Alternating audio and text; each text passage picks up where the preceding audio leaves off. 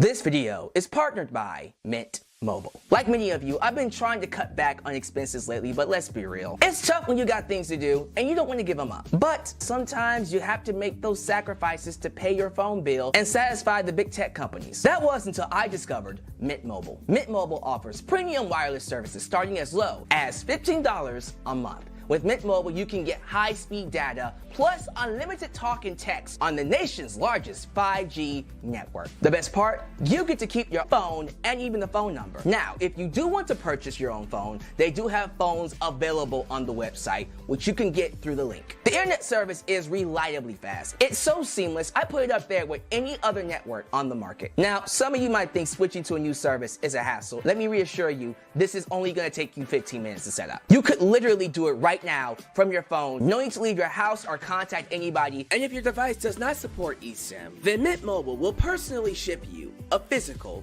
SIM card. So if you're like me and you want to save a little bit of money without sacrificing anything, use the link trymintmobile.com/justalyx and start your wireless plan today as low as $15 a month. Don't lose out on this opportunity. Start saving money by switching to Mint Mobile today.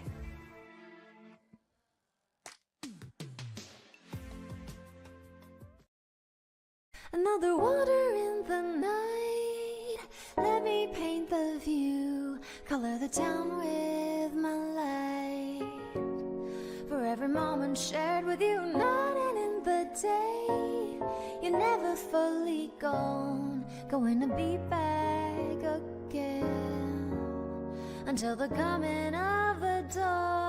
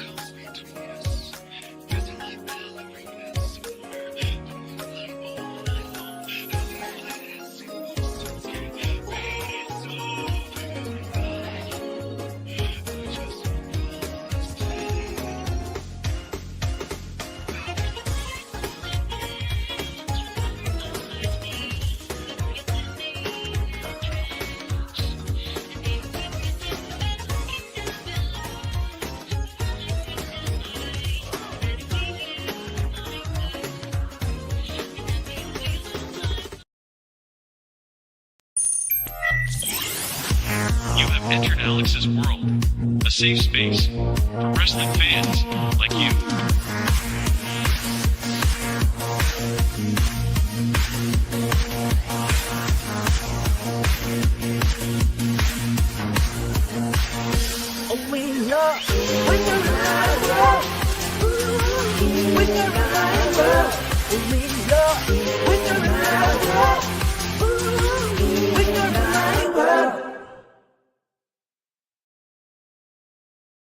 Yeah, ladies and gentlemen, welcome to Alyx's World, a safe space for wrestling fans like you. I am your host, Alyx, just Alyx, and this is the 2024 People's Choice End of the Year Wrestling Awards, where we take a look at the best of the year. I gotta say, right off the bat, 2024 was extremely noteworthy. So much happened, good and bad. but a lot has happened this year. So many returns, so many classic matches, great PLEs, pay-per-views, whatever you want to call it. And we're going to talk about all of it today in this stream. The best of the best.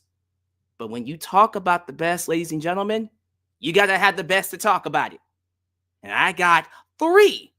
I said three of the best wrestling discussers, talkers, analysts, commentators, whatever you want to talk, whatever you want to discuss, they are the best at it. And we're going to bring them in right here, right now. So thank you all for joining me for this lovely afternoon, wherever you are, wherever you may be. I don't want to waste any more time. We're going to go ahead and bring in our guests. We're going to go ahead and bring in the three people that you know from the world of A&B Combos Wrestling Edition. Ladies and gentlemen, welcome A&B and Steven Sandridge. And this is A&B Combos Wrestling Edition. Oh, wait, are we live? Give me this. Are we live? Give me this. Jeez. That's my bad. That's awkward. What is going on, everybody? This is what I'm talking about. Thank you very much, Just Alyx, for having us up in the live. Brother, I got to ask a question. That music, that I heard your theme song, was there a little remix in there? That sounded a little different. Oh, no, it's the same one, man. Is it the same one? Same one, bro. I mean, I was bobbing my head a little bit. I was like, oh, okay, that's how we get it started up in here. Ladies Yes, sir. and gentlemen, you know who this is. That, my friends, is A&B Combos. Of course, you got A. He's standing tall. He's looking good. He ought to be in Hollywood. You got our girl B. Of course, she's got style. She's got finesse. She's better than all the rest. But also, we got one more personality here. Ladies and gentlemen, the man with the plan, the wrestling historian, Steven Sandridge. Yeah. What's up, everybody? Thanks for having me. I packed a lunch and a drink, so I'm here ready to go. So He's got let's the do merch. this. Ladies and gentlemen, we're going to go ahead and hit things right off with the first category. But of course, please take this time to give me your thoughts in the comments in the live chat on what you believe are the best of the year when we discuss these categories. And I believe it's going to be a great discussion. I don't want to waste anybody's time. The first category is the wrestling news headline of the year. So I'm very curious to know how you guys are going to feel about the results. Let's get right to it. Welcome to the 2024 End of the Year People's Choice Wrestling Awards. Here are the nominees for the 2024 Headline of the Year. Vince McMahon leaves TKO and WWE amid allegations. The Rock joins the TKO board of directors. WWE Raw moves to Netflix. The Rock versus Roman Reigns scrapped after fan backlash.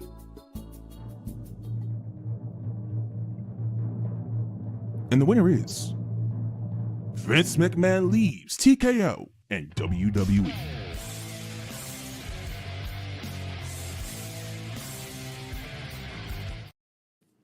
Let's just call it like it is, ladies and gentlemen. We saw this one coming from a mile away.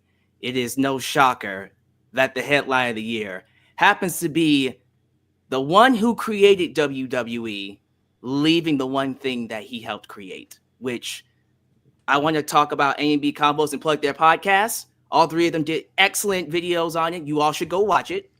And I want to start off with you, Steven.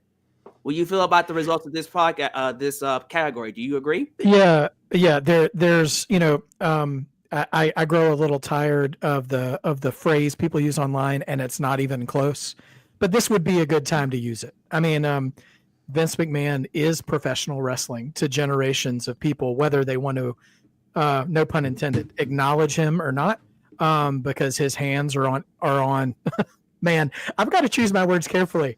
But I'm going to finish this sentence. Her hands was on everything. His hands were on things they shouldn't have been on and should have been on. I don't know, but Right.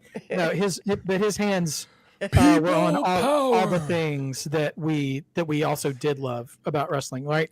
And so I'm not calling anybody to task to say acknowledge Vince or anything like that, but we just don't get the wrestling world that we love, even with all of its mistakes and areas it needs to be improved, without the ambition of Vince McMahon. So for him to leave, I mean that changes everything. And so and we're still seeing the changes from that even now, and probably will for a while. Lovely B, what do you feel about this result? I agree. I think it sucks that had to still the you know what I mean? It is what it is, but it was on a bad connotation with scandal and all of that. But all the stuff that you mentioned after that really kind of did help to redeem and overshadow all the negativity that came with that. I think to a certain degree, but that for sure would have been the top story of the year. And if you guys want to know how we feel about it, we did 6 podcasts with Steven on the Vince McMahon documentary. So look that Each up one on better any than the streaming last. platform. Right. Any streaming platform, you can find A&B Convo's Wrestling Podcast and us talking about Vince and his contributions, good and bad. What do you think, I injected a lethal dose of Vince McMahon. Okay, you know what? Sorry, that was poor timing. Look, the reality is this: like Steven said, the man was wrestling. Now, granted, we had territories, we had wrestling before Vince McMahon, certainly even before Vince McMahon Sr. But the reality is Vincent Kennedy McMahon took wrestling to a place that it was never at before, and he's synonymous when it comes to professional wrestling. And we thought for sure that the man would have to be in the grave before he was going to relinquish control of the WWE. Doing it the first time with a tweet was kind of gangsta, and then comes back in a bigger and bolder way, thought, hey, I got this whole thing on lock, and nah. So abso-freaking-lutely, because that was the thing that shook the industry like nobody thought would happen. I absolutely agree with this. Vince McMahon, the winner, for sure. Quick shout out to the And three loser. kings. Oh, loser. Yeah, you Three kings over here. I wish I was in the room when Ari told Vince, yeah. I'm sure We they always- threw him out like a sack of garbage. Amen. Just yeah. Amen. Deserved. Winner I and am gonna loser, miss the all in one voice. category. One more from Three Kings. Oh, hell yeah. Absolutely. Thank you so much, y'all, for your donations in here. We're going to go ahead and move things along to the next category here. Breakout Star of the Year. Now, this one was neck and neck, and I'm very curious to know what your reaction to this one is going to be.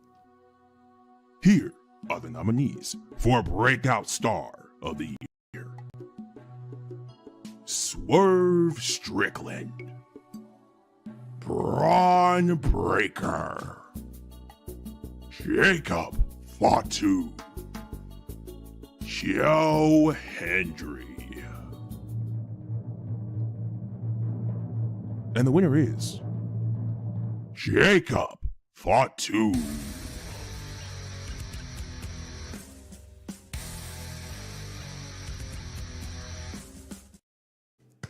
Yeah, this one shocked me. Now, full transparency, if you guys don't mind me going first, I swear to God, Swerve Strickland was the one I thought was going to take it.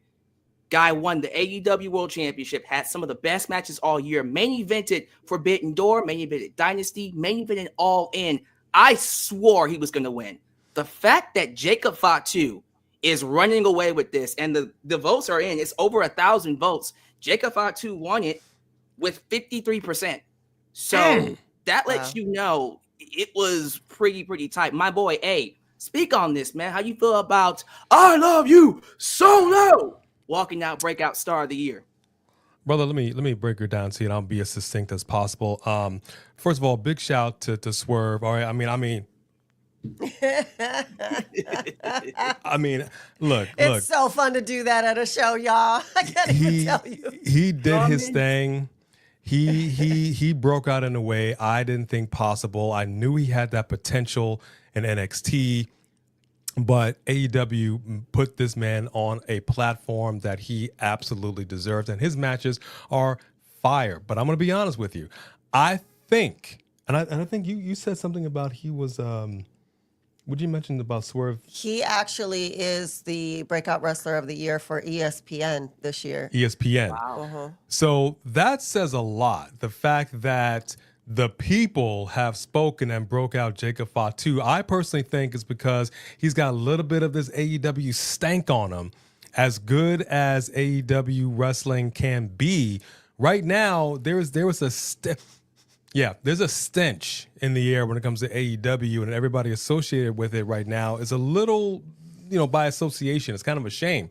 But you look at over here at what WWE is doing.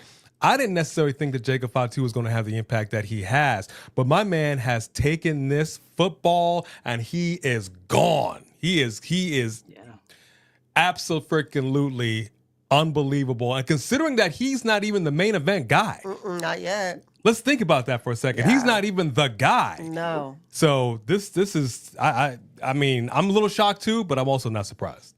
What you think? Reed? When Swerve came up, I'm like, oh well, he did win ESPN, so maybe he'll take it. But then when I saw Jacob, I'm like, honestly though, Jacob is something else. Like we thought when Solo came out, we were like, oh, he just need to go up and be there with Roman. And then when he came up there and he was his, his main heavy or whatever, that was good. But Jacob, it like instant, and even when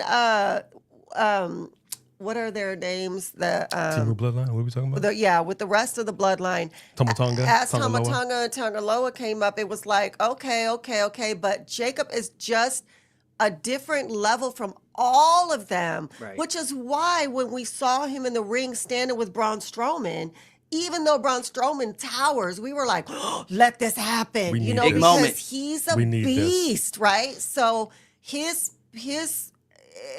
so. I don't think anybody thought that he was going to skyrocket like he did. But, oh my gosh, yep. I agree.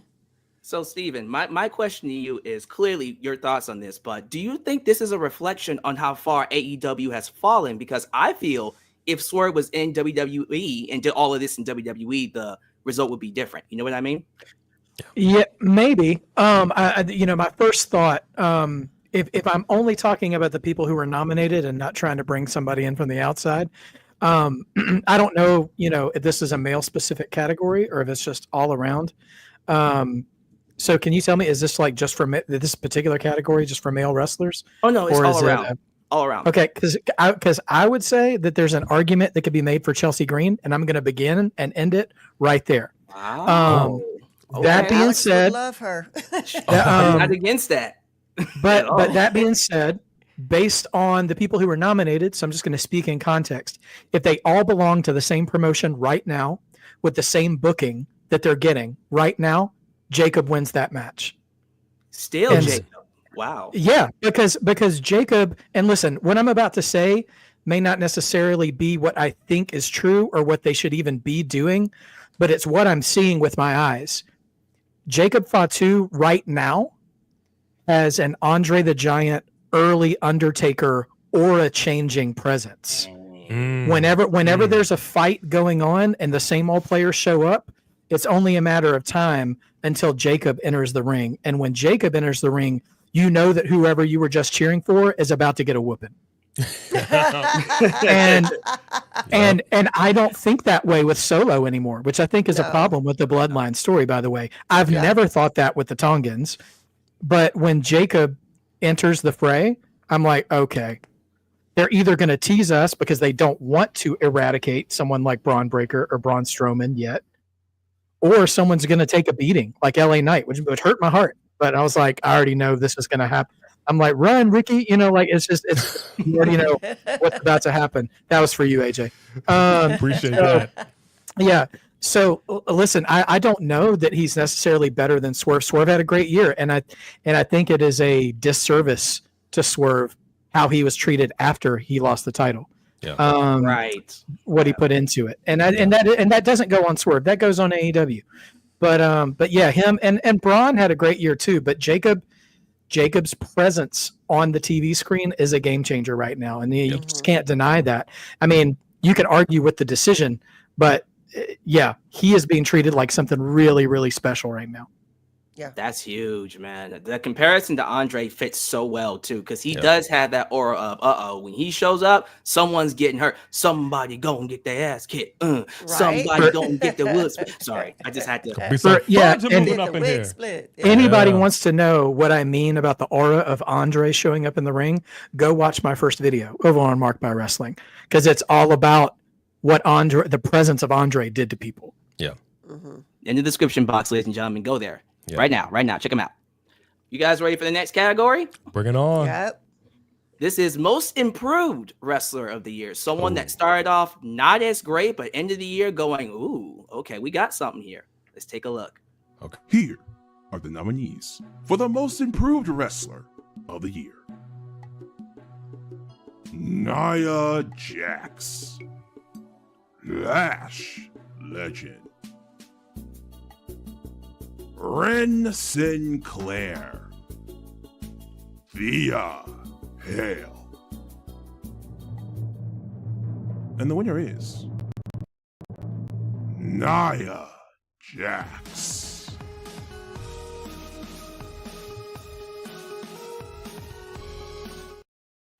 Okay, to be honest, this one goes without saying. Let's just call it like it is. This woman went from injuring, hurting, being one of the most dangerous people to work with, to literally not only being women's champion, but actually being halfway decent inside the ring. So 100%, I'm not going to disagree with this, but I'm very curious to know, we'll go back to you, if you agree with this category result.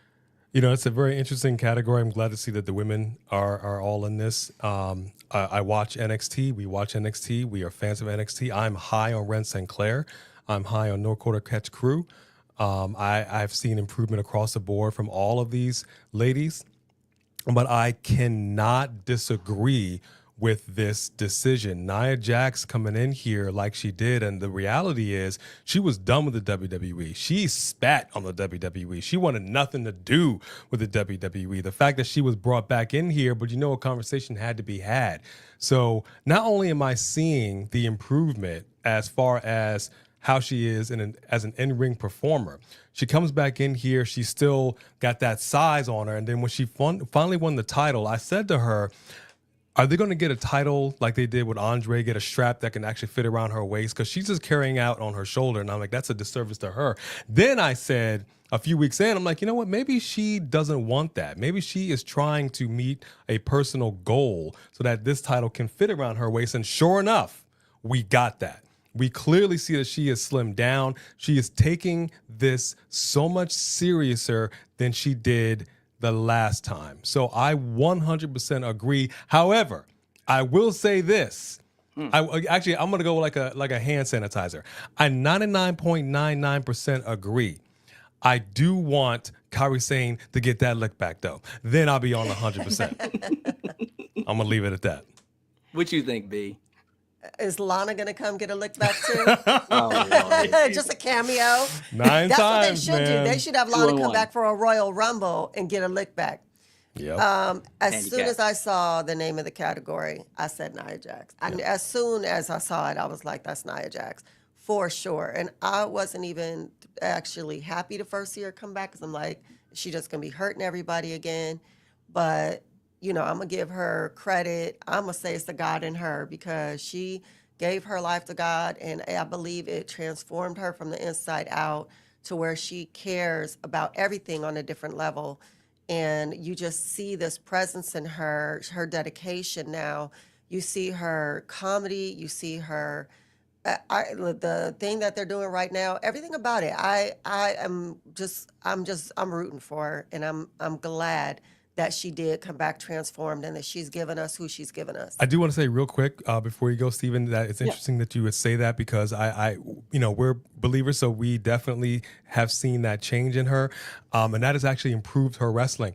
On the flip side of it, and this is a different discussion for a different time, Shawn Michaels also did the same thing, and I actually thought his wrestling got worse. Wow. After the fact, I thought he was a couldn't be much that he had a better. broken back. I we felt we that he need was to a have much another better conversation in-ring then. performer. Yeah. But Well, like I said, now hold that's up. what Steven and I you're gonna have a whole podcast we about. had to get if we're gonna be keep it 100, if we're gonna drop some gospel on you. Oh, here we go. I had to throw that out there. Different time. It's not what gospel. Okay. Different time. Don't you dare use the word gospel to besmirch the name of post 2002 Shawn Michaels. Right? That's the most gospel Shawn Michaels there is. Yes, he is. All right. Yes, it is. And Yes, it is. but for real, B, if we book another podcast, let's talk about the career of Shawn Michaels because Oh, we will. I'll sharpen my knives for post 2002 Shawn Michaels. He was Okay. a different level. That's And, gonna be the next friendly episode. ones, the friendly ones. Next Um, episode. What do you yeah, think so about, Alex, no, I Nia think Jax? I think that was a good call. I think it was a good call. I was sitting there. I'm glad I got to go last because I really wanted to think, man, you know what? A lot of people stepped up this year, and it was a good year to see people improve. And I was just thinking to myself, you know what? If this year, God forbid, if this year had 6 more months attached to it, I'm looking ahead and I'm thinking maybe this time next year we could include Karrion Kross in that converssion. That might be a little bit of a hot take for people, but I think for that Temu demolition get up he was wearing before Vince left to where he is now, he's overcome a lot. But really though, for Nia to not even be a part of the company and be on bad terms and then come back the way she has, and she has I can tell she's really going after it, in her promos and stuff. And I think she still has room to improve too, but she really is like a different performer than she was before. But you have to pay attention to her to see it. Sometimes she gets a bad shake because of her first run. And maybe in her first run, it might've been a little deserved, but I don't think it is now. So I think she deserves a reset of expectations as well. And you know what? Hey, you'll agree with this one from Three Kings. Thank you for the donation, sir. I don't want to get ahead of myself, but it's like Nia Jax and Ronda Rousey switched places. You done? If Nia Jax starts, Kings. if Nia starts talking about if this was a real fight, then we're gonna have a problem. You made me switch my seat on now. You mentioned her name. No, It's like Voldemort. All right. It's like Voldemort. Let's keep it moving. Let's keep it pushing. One more from Three Kings. HBK found God, then tagged with them. Don't hate, A. Yo. Have to throw that one in there. I'm not a.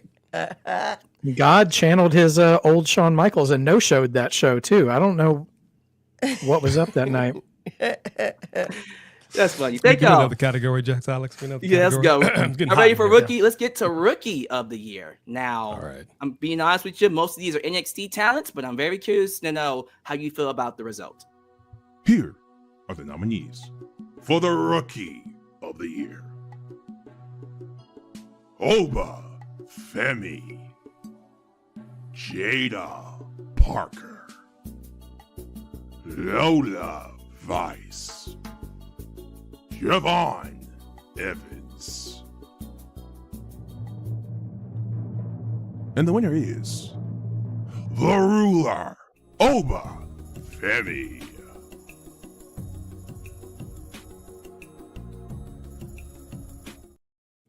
Where did Shawn Michaels find this man from? He has it all. I love him. I've only been watching him from a little bit because I don't watch NXT weekly, but every time I see him, I am blown away. I cannot believe he's a rookie. Yo, B, I'm going to go to you first about this, but what do you feel about the results and what are your thoughts on it?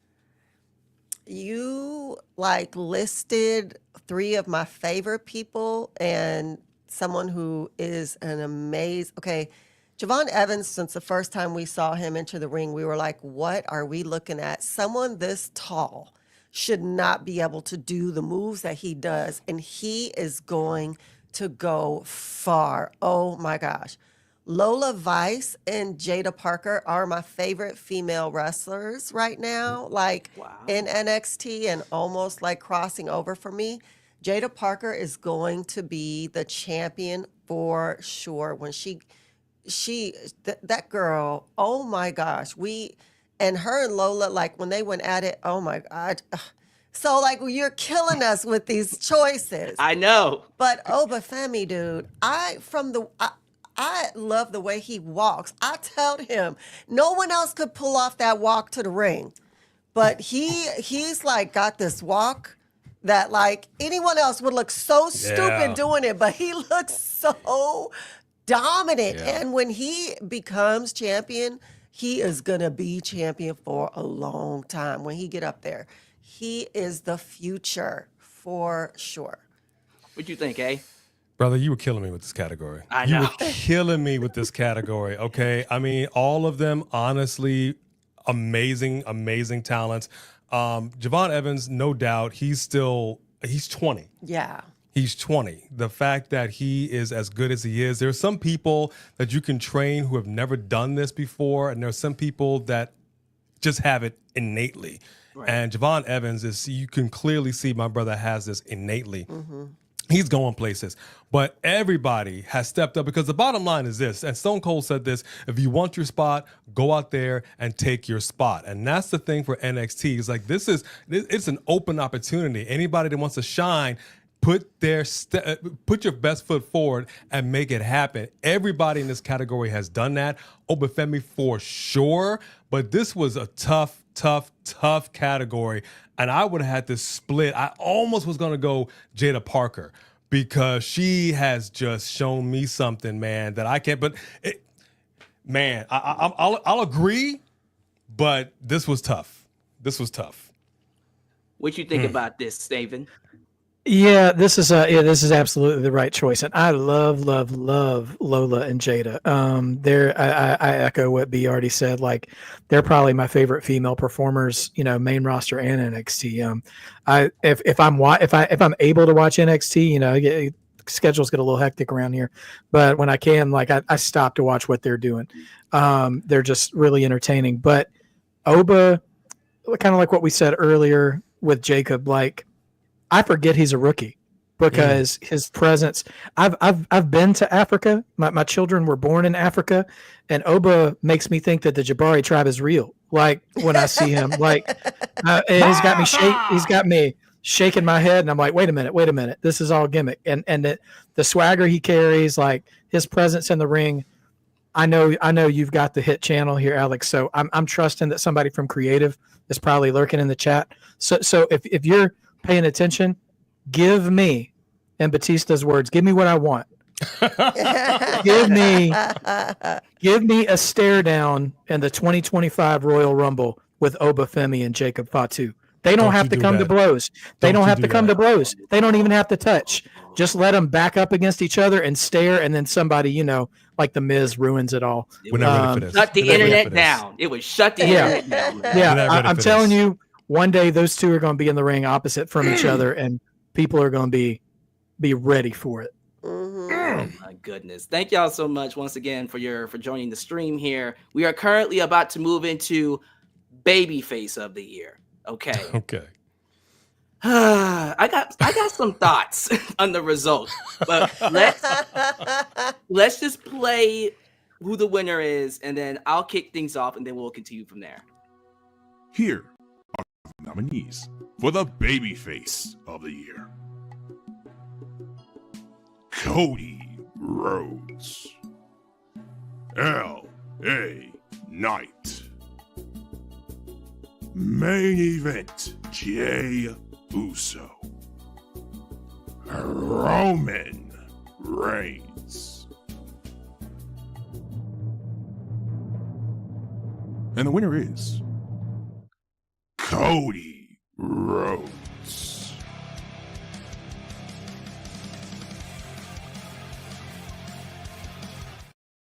Maybe after WrestleMania. Cody Rhodes wins it. 57% out of 1,000 votes. Ladies and gentlemen, I get it. Look. Wow. It was his year, and especially for WrestleMania 40. I'm not taking anything away from him. If you're talking about like sustained momentum, most beloved babyface, in my personal opinion, it doesn't get any higher than Jey Uso. Main event Jey Uso. This was his year. I go back to France. That reaction he got in Backlash is legendary. It was so big, so crazy. It's carried him still going into 2025. I think from an unbiased perspective, I get why people put Cody Rhodes. But from a biased perspective, my perspective, and I'll go to you, Steven, I don't see how anybody else could say that Jey Uso wasn't the babyface of the year. But I'm curious to know, what is your reaction to this result?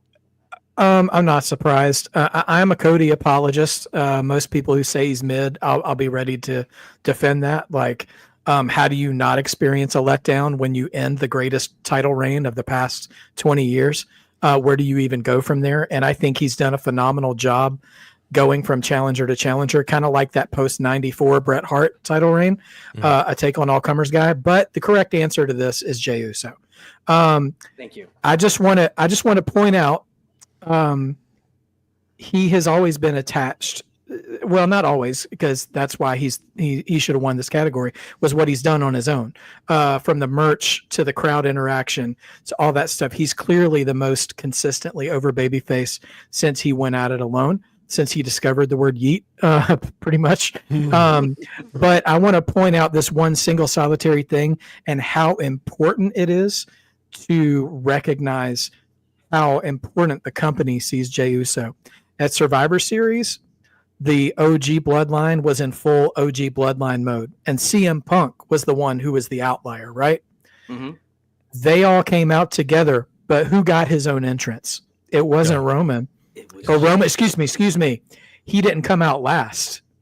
Yeah. Who came out last on a team that included CM Punk and Roman Reigns? Yep. He was the one that got the champ entrance. Absolutely. And you can say it's logistics because he came through the crowd, whatever.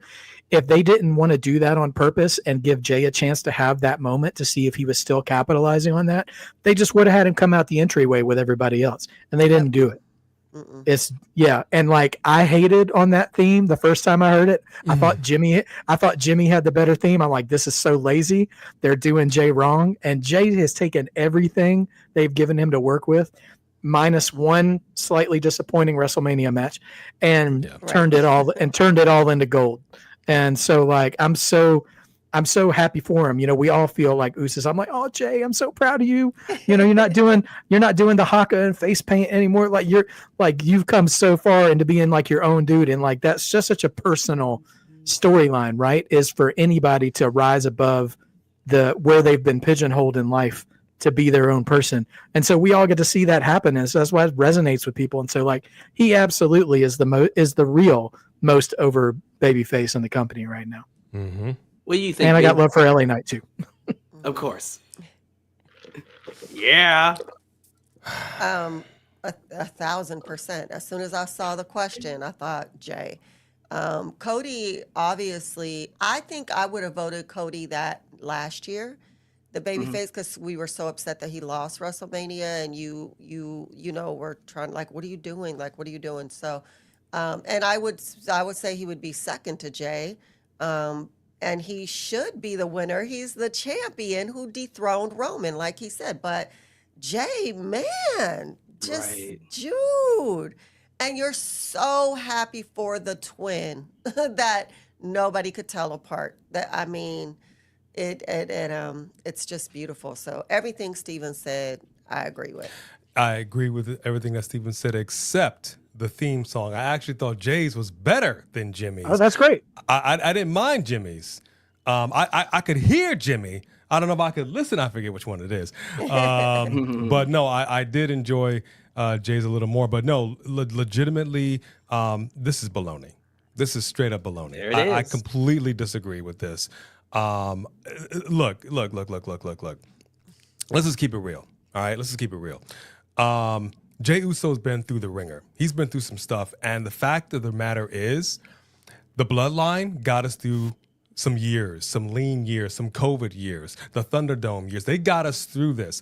And Jey Uso was that dude who was being dragged through the mud by his cousin.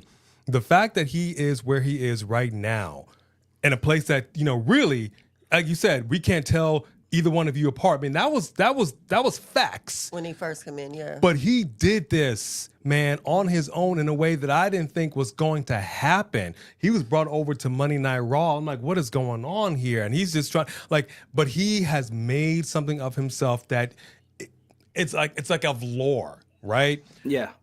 Versus Cody Rhodes, I have nothing against Cody Rhodes, but it's almost like this was the golden child coming in here and put up on a pedestal. He was placed in a position to succeed as a babyface, whereas Jey Uso was not. My man had to scratch and claw to get where he is. And like you said, Leon France, I mean, I just got the chills just thinking about that. And where he is right now and where this bloodline is, and the bloodline still being what it is. Nah, this is crap. My favorite reaction of currently A&B combos this year was when Jey Uso beat Braun Breaker for the IC title. I cannot imagine or remember a single reaction those two did this year, because we all thought Braun was going to win it, and when Jey won it, it blew me away. But their reaction said it all. It was incredible. That should basically mirror what A just said here, man. You know what I mean? A close second. Best reaction would also be Jey Uso losing the Intercontinental title. When AJ walked off the set like the Miz was challenging him to a fight, calling him a coward. He almost broke the set. He almost wrecked the set. I was so mad. I was so mad. You don't even understand. I scared the dogs were like, it was insane. Big shout out to the Super Chat champion, Dos Champs. 3 Diglets. Yo, hey, if you would do the honors of please reading this super chat in front of us. 3 Diglets says, Cody sucks. Street Profits suck. Bailey sucks. Tony Storm's ex-sidekick sucks. Damian Priest sucks. Rhea sucks. AJ Lee sucks. And CM Punk sucks. I'm proud of Jay, proud of Jax, proud of Solo. Put some respect on those names and get rid of everybody else. Yeet. Did Diglets just say something nice about Jay? I think so. I did. Thank you for that honor, Brother Alyx. Welcome to the show, Diglets. Love you, 3 Diglets. Welcome, everybody. We ready to move on to the next category here? Yes, sir. Yes, sir. Well, for every babyface, there's always a heel. So let's see who won the heel of the year. Here are the nominees for the best heel of the year. The Final Boss, Dwayne "The Rock" Johnson. Tribal Chief Solo Sikoa. Drew McIntyre. Judgment Day's Dominic Mysterio. And the winner is the Final Boss, Dwayne "The Rock" Johnson.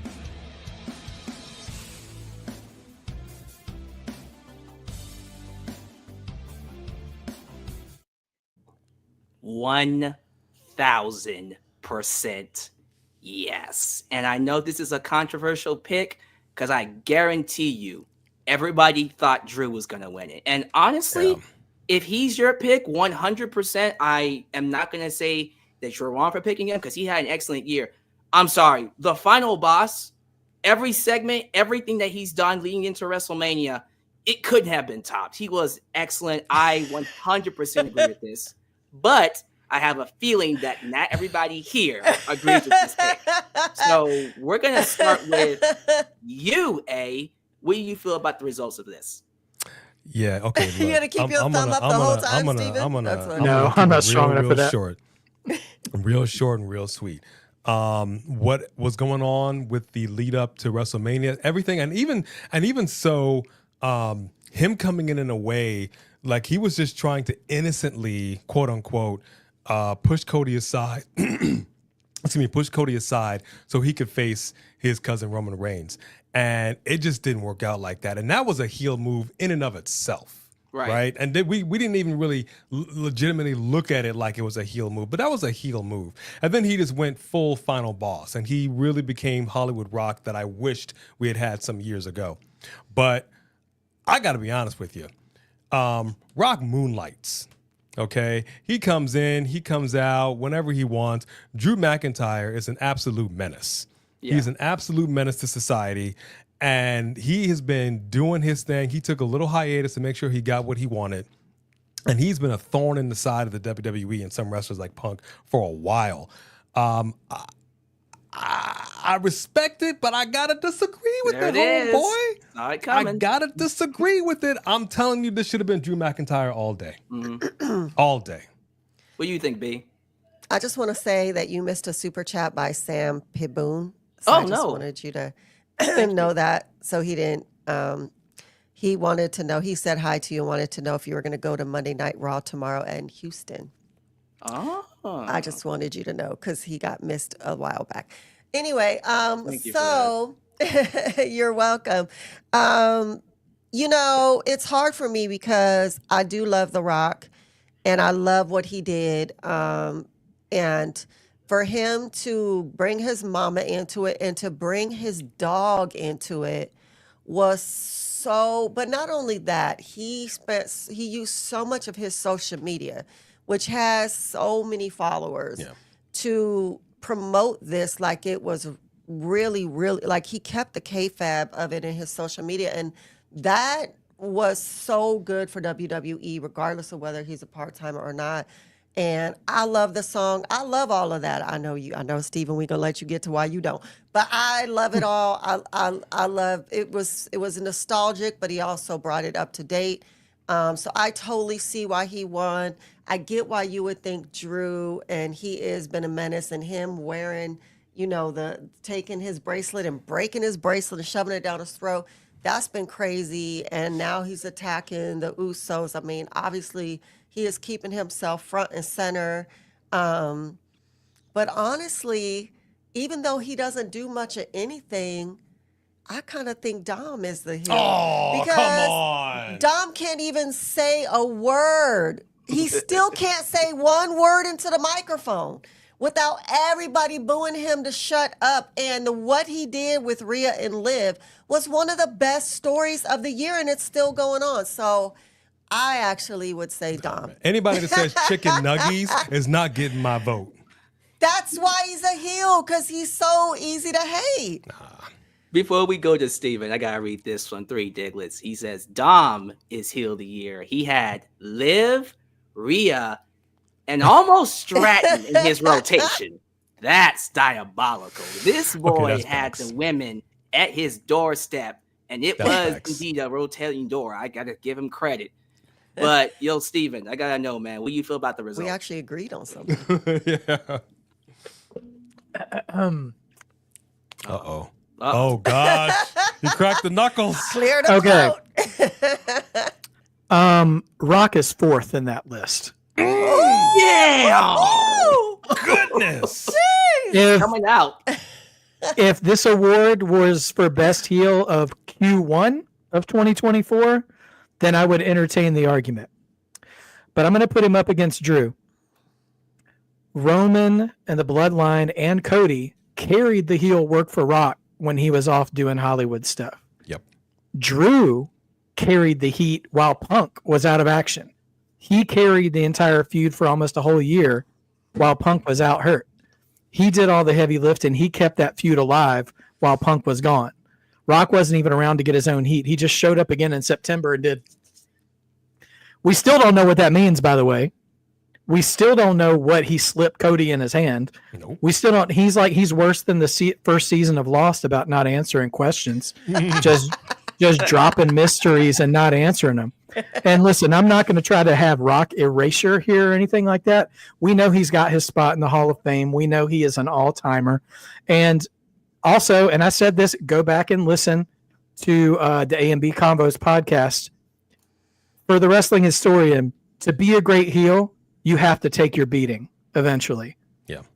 He still is owed 2 or 3 beatings that he hasn't taken yet, because that man went pretty much unscathed minus 1 choke slam from someone who also is not an active competitor in the WWE. Dom, first of all, Diglets told no lies in his chat, but also in the words of Lin-Manuel Miranda, that dude turned. Do you know how hard it is to turn heel while you're a heel? Like, how does that even happen? Like, I don't even understand. Yeah, exactly. He found like the master sword of heeldom, and like just totally shot up to the next level. And then Solo. Solo's the other one. I really don't want to give Solo any credit, but I will step out of myself for a second and recognize that I really kind of hate Solo being on my TV, which is what a heel should be doing. So he is effective. He is effective, even though I don't really like him at all as the leader of the bloodline. Right. I liked him as the enforcer, but Jacob is a better enforcer, and Roman is a better tribal chief leader. So he's not really. It's not that he's not good at any of the things he's trying to do. He's just very, very close to someone who's doing his job better, regardless of what it is he's trying to do. So it renders him a little ineffective. But Drew is my guy for this because he's the kind of villain who actually has a point to his hate. Talk about using social media. This guy is a Dave Chappelle level player hater. With the merch he's put out. Yeah, he's like, it's like somebody go change CM Punk's dishwater, whatever he's like, but like he's been an elite level hater this year. He got me to care about a stupid bracelet. I mean like that on paper shouldn't work. And he totally sucked me into all that. And the fact that he's still hating and it's tied to his 18 months. How long has it been since Solo debuted on the main roster? Yeah, because that's when the Drew hate started, was when Solo showed up and screwed Drew out of his title match with Roman. Yeah, back then. That's right. And he has been on a hate train ever since then, and he hasn't strayed from it. And his mentality has not wavered. It's all of the face and heel alignments around him have changed, but he has stayed steadfast to all the stuff he's arguing about, and I absolutely love that. And so, yeah, just his work with keeping that Punk feud alive does it enough for me. My favorite quote and this year has had some great lines. I mean, you broke your neck, so what? I mean, I'm going to remember that for years to come. But CM Punk, God bless him, a little more fragile than he used to be, CM Punk, showing up for the first time in a WWE ring for 10 years and immediately gets injured in the Rumble, and we're like, great. Like, this return has been a wash. And for Drew to show up to say, I prayed for this and it happened. I'm like, okay, take my money. I don't really have any, but if I had some, I'd give it. One of my favorite shirts. Right. One of my favorite shirts. Yeah. So like, I still use I prayed for this and it happened. Not at church. That would be weird. But I'll use I prayed for this and it happened in wrestling whenever I can. So it's Drew all the way for me. I'm not going to tell any Rock voters that you're wrong. But I will present my case as for why he is number 4 in that list for me. Fair enough. Ladies and gentlemen, go subscribe to Steven Sanders. If this is the kind of stuff you like, you need to be subscribed to him right now. He told it like it was, unfiltered, and that's why he's here in Alyx's world. I love it. He broke it down, man. I love it great. too. All right, so we're going to keep that energy going into wrestling segment of the year. Let's see what your reactions are to this one. Here are the nominees for the segment of the year. The Rock makes Cody Rhodes bleed on WWE Raw. Kofi Kingston and Xavier Woods turn on Big E. CM Punk confronts Seth Rollins and Drew McIntyre. John Cena announces he is retiring. Hangman Page burns down Swerve's house. And the winner is The Rock makes Cody Rhodes bleed.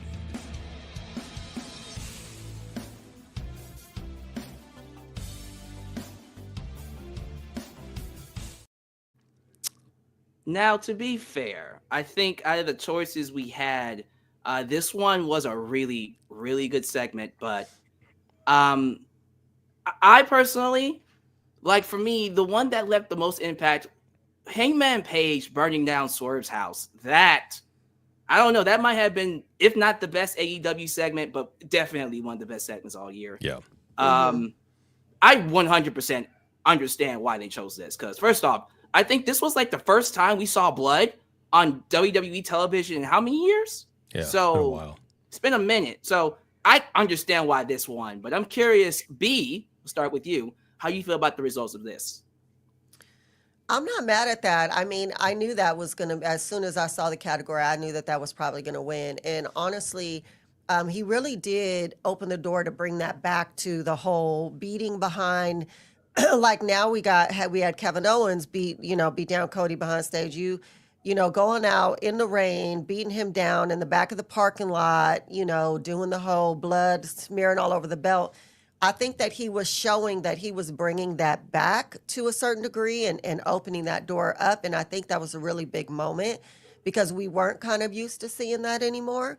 And so I do see why that won, and I'm not mad at that. But like you said, the Swerve and Adam Page, so the promotion, that is the best thing in AEW all year, no doubt, or maybe ever, because the way that Swerve really built up, that I bought my mama's home. We grew up here. We were poor. Like I finally bought this for her. Like he sold the heck out of that. And in no way did I think that we were going to see Adam Page sitting in front of it burning down. Like they took that somewhere else. And if AEW did that more often, because I actually really, really enjoyed the MJF Adam Cole best friend thing. I mean, you knew it was going to implode, but it was so funny because they brought a side out of MJF that was just hilarious. So I really like that, but this topped that because to me, that moved me more. Like I was caught up in the K-Fab of that for sure. So I would have probably given that the moment of the year personally. Yo, hey, before you go next, I gotta ask you to read something from Three Diglets for me, really quickly. Hangman Page? Boy, if you don't get off my screen, mustache man. What you think, man, about that result? First of all, Three Diglets, I'm going to say this. You're a national treasure, brother. You need to be protected at all costs, okay? I love you. Your super chats are unparalleled. But with that said, I think it's a close second. Since this is these are the nominees in this category. So it is going to be what it's going to be. I could pull out all kinds of different moments. The New Day segment, I mean, that was out of pocket. For Dom to even say that was out of pocket, but that was out of pocket. But that was fantastic. No, the Hangman segment I thought was fantastic. Absolutely, if not one of, but the best segment of AEW all year for sure. But really, and like she had said earlier with The Rock, the fact that The Rock really turned on the gas with this lead up into, and then after everything he did to promote this was genius. He did his job. He did what he needed to do and then some. And so I definitely will say it's a close split for me. I think Hangman is a close second on this one, but I do agree. I think this Rock Cody segment was needed.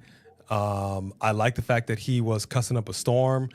Not that I'm liking cussing up a storm, but I'm saying the fact that it just felt real. Like I said, as a wrestler, you've got one job: to make us believe that what we're watching, like, oh, wait, what's going on right now? Is this if you have that confusion with what you're watching, you did your job. And he did his job, and I loved it. I agree with this.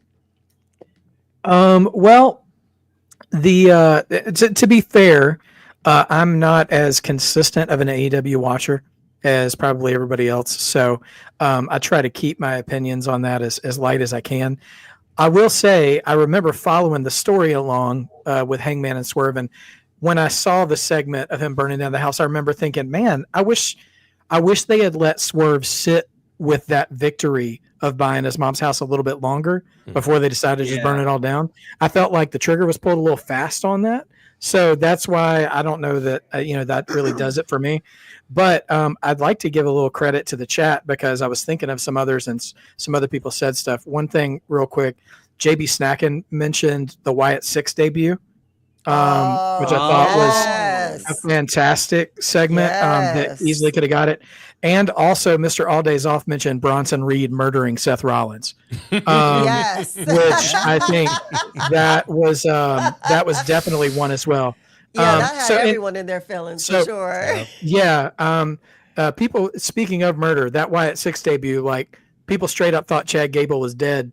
For a minute, like, is he written off TV? Like, Yeah, I what's can't happening? believe that wasn't And all this even a nominee. I That's know. interesting. So that's a big one. So, but I want to give credit to The Rock. I think that segment is still not the one I would have picked, but I want to give him credit where credit's due, though, because I actually heard someone talking about this segment a few days ago, and there's a moment there at the end, because it was the closing segment of the show, right?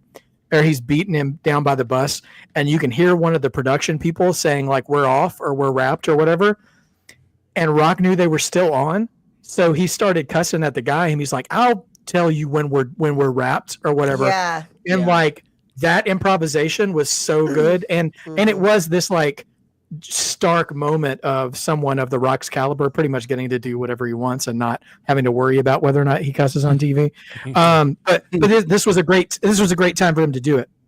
Now, that being said, going back to sort of the Hangman and Swerve thing, it's the New Day segment for me because there was so much time, poured in to that institution, and there were so many podcasts and so many little like weird dirt sheet articles I'd read where Woods or Kingston or Big E were like, Vince wanted to break us up many times, and we always said we didn't want to feud with each other. You know, we didn't want to break up, or if you're going to split us up on different shows, the New Day's still going to be a thing.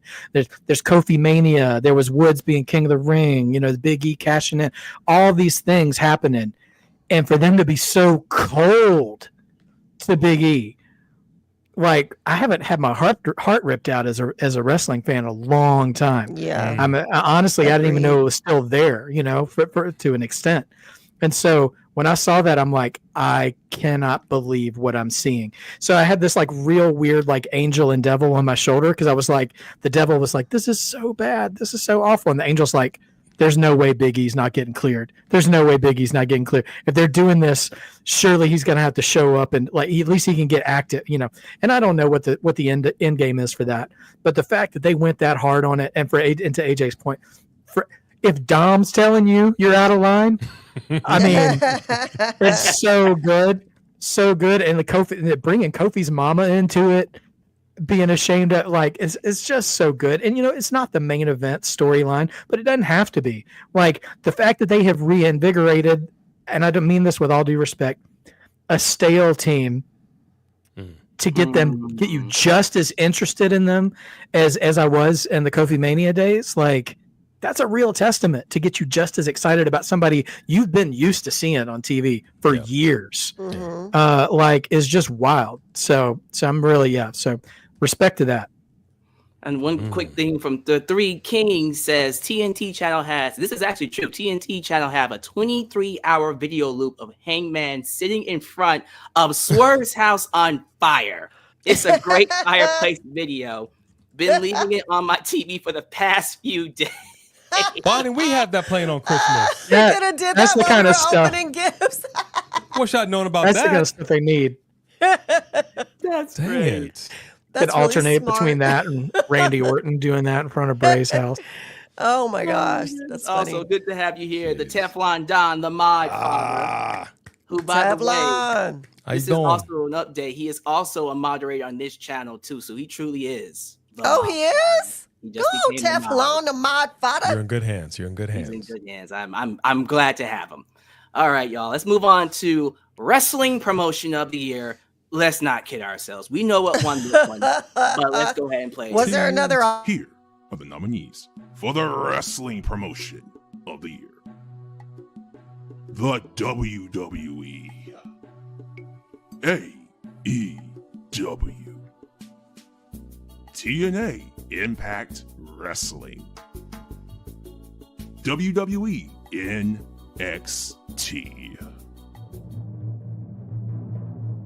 And the winner is the WWE.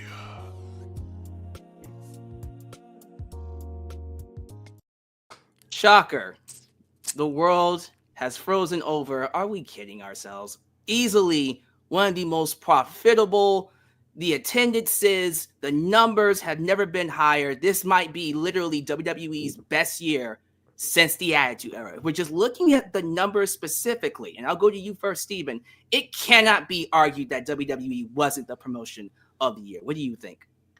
Yeah, no, it's no contest, and that's no disrespect to any of the other companies either. I mean, on the A&B podcast, we talked about some of these other companies, even for them doing well, they just need to have them like because I mean, I got respect for TNA. Like, I think TNA is finally operating at the level that they should be operating at. It's like they know who they are now, and they're just doing that. There's just nobody at WWE's level, and that's not a slam on other companies either. Like, just nobody does it like them. Like this TKO thing. And bringing in people like Joe Tessitore, who by the way has been a great announcer, the way for Raw. Mm-hmm. Like I was very skeptical of him coming in, but like their connections to mainstream pop culture, and that I am gonna throw a little bit of shade, but I don't mean to. I'm not doing it to be a hater. There is saying we're gonna be a more sports oriented presentation. And then there's being a more sports-oriented presentation. And they've done it without saying they were going to do it. Like when the opening to Raw and SmackDown looks like NFL kickoff to me, like folks just walking in the building with their swag or their gear and stuff. Saturday night's main event was a great hybrid of the retro style, how it used to be, while being kind of an appetizer for casual audiences to be like, this is what we do in WWE, and all that stuff. And so like, yeah, I mean, listen, I wouldn't say like everything they've done has turned to gold, but I'd say about 85 to 90% of it has been, which is far better than they have been in the past 5 or 6 years. So yeah, they're doing great stuff, and it makes me super excited for the Royal Rumble because, and I've said this to A&B many times before, I'm at my most excited at the Royal Rumble when they have a crowded main event scene, and you could make an argument for 5 or 6 or 7 people winning. As you get closer, it narrows down, but like we're at a season right now where it's a crowded main event scene on multiple shows. If you treat the Bloodline kind of like its own thing. But yeah, so it's a great time. It's a great time to be a wrestling fan, period. But WWE is definitely in their bag right now, and this was theirs to lose for sure, and they didn't. Before I go to Steven, we have a goal for you. Teflon Don wants to be a mod on your channel. Hey man, as soon as I need it, I'll holler at you, man. Absolutely, I'll come to you on the day of my daughter's wedding. Let's go. What do you think about this, This category should have been Raw, SmackDown, NXT, everybody else. Serious. And the winner is. Serious. Say it like that. That's just the reality. Yeah. Look, under Triple H's The Game, under his leadership, this has gone through the stratosphere, man. WWE is back on top. This is not to say, like Steven said, everything they've done has been absolute gold, but this has been an amazing year for them. For sure, 100%. What I think is interesting about this is the fact that you had WWE, but you had WWE NXT as its own separate promotion, because technically speaking, it's still developmental, like Triple H had said, like, okay, AEW beat our developmental. Good for them. I mean, yeah, that's what it is. And that's why I'm always on the fence about seeing main roster people coming back down after you done graduated to kind of mess around with the kids down there. So I'm still on the fence about that, but that's neither here nor there. But this is, I mean, come on. I think all the promotions shined in one way or another. I think the smaller promotions for sure shined, especially because you have the bigger promotions putting some spotlight on them and not afraid to do so. Like, they're not going to hurt you. This is going to help everybody in this industry. So just do it. And I really got to give hands just a round of applause to WWE for sure. WWE. I mean, they did their thing. B, I let you alone. I let you last on purpose because I wanted to ask you a question about what this reflects on AEW, who, let's just be real. If we're going to be honest, although pay-per-views are great, in terms of television, it's easily their worst year, without question. And I think WWE is highlighting that more so than ever with the way they've been doing things. What do you think about that? Well, let me let me start by saying, Lauren, I see you've asked the question twice, where can we find Steven in here? And so I am dropping his link to his channel right now. So anybody who's trying to figure out where to find Steven, I just dropped the link to the channel in the chats. What's interesting is that right now, even though this has been their worst year, I think that there's still time for them to be redeemed, believe it or not, if Tony Khan would take a step back and hire somebody to actually replace Cody Rhodes. Like, Cody Rhodes was part of why you were so successful and why they weren't acting like a whole bunch of children. He had a certain level of respect that they do not have for Tony. And so if he could bring in somebody, I don't know why he didn't hire Eric. I don't know if Bischoff didn't want to do it, but you need somebody who understands and knows like Eric, or you need to, you have Big Show there. I'm sure, or is he still there? He's still there. Did he leave like everybody else? Yeah. He's Are fighting you the Costco guys, I utilizing think. his mind? I mean, I feel like you have these guys here that you could utilize them for in a different way. And I just feel like if he would humble himself and not be the next Vince McMahon, do not kill your own product. We all want you to succeed. You're killing your own product. But I do want to give AEW a shout out because I actually think that the best, most skilled match this year was by AEW between Darby Allin and Will Ospreay. Wow. That match was just recent, and it blew our minds. Those two men are so skilled. Will Ospreay is he's probably my favorite in the ring. And I like Darby, but I hate how he puts his life on the line constantly. But in that match, oh my gosh, it was phenomenal. So I want to give them props for that. And To B's point, I just want to add on real quick, if it's okay. Go ahead. Tony Khan's answer is right in front of him. He just re-signed Dustin Rhodes to multiple years. Yeah. Which made me a little sad because I wanted to see Dustin come over and cameo for Cody some way or another. But Dustin's got that mind. I mean, he worked with his dad, which Cody, God bless him, didn't really get to do as much. And Dustin's got a great mind for the business. He's an old school mind. And there is, and we talked about this a little bit. I keep plugging your podcast because it's great, and I think people should listen to it. But we mentioned I think there's a competing mindset between indie style wrestling and like kind of old school territory wrestling when it was Cody and the other EVPs. And I think they've leaned a little bit too much into indie philosophy. And indie philosophy gets you the kind of ratings that they're getting right now. And so if they want to grow, I think they should just be a little more open to what draws casual people. Not be a copy of WWE, but they don't have to do that. But yeah, I think I feel like Dustin could be their guy to really help. You also have a lot of other minds in there that could help. You said Paul Wright. You said Dustin. Man, Jim Ross is sitting literally front row every single week. Why not? Yeah. Anybody that has been in that position, that's worked near Vince McMahon, or anybody in that position would be great. And Tony Khan's a billionaire. There's no excuse why he can't hire somebody to take over. So 100% I agree with you, B. Before we go on, wanted to give this to Three Kings really quickly. He says, I felt like the majority of wrestling fans were nervous or outright scared when TKO took over, and it's been great. I assumed a hostile takeover, but it's been anything but 100%. 100%.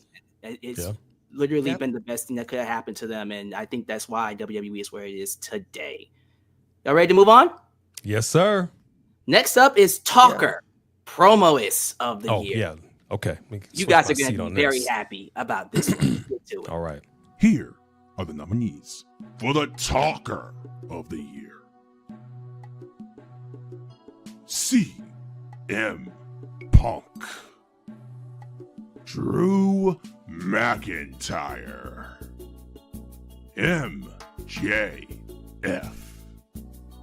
L.A. Knight. And the winner is Drew McIntyre.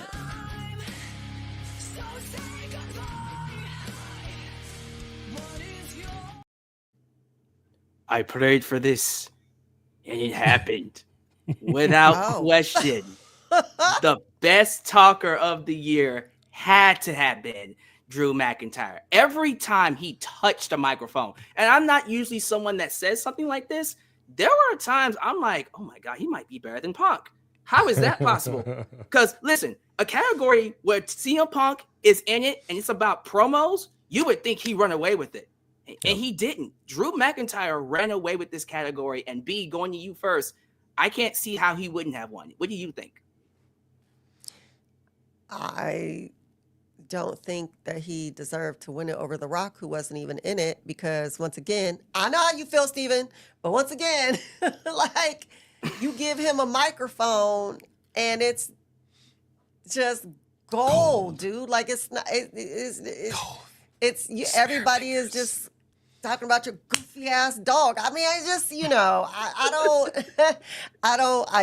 I don't know. And I would have said MJF, but actually MJF's really, really good promotions, I don't think were this year. I think it was last year. I don't think we've seen as much of MJF on the microphone. He was off for a while this year.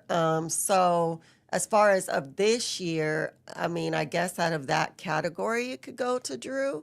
But I think that The Rock took it. But then it wasn't the year. It was the first quarter, like he said. So I understand that as well. But yeah. What do you think, eh?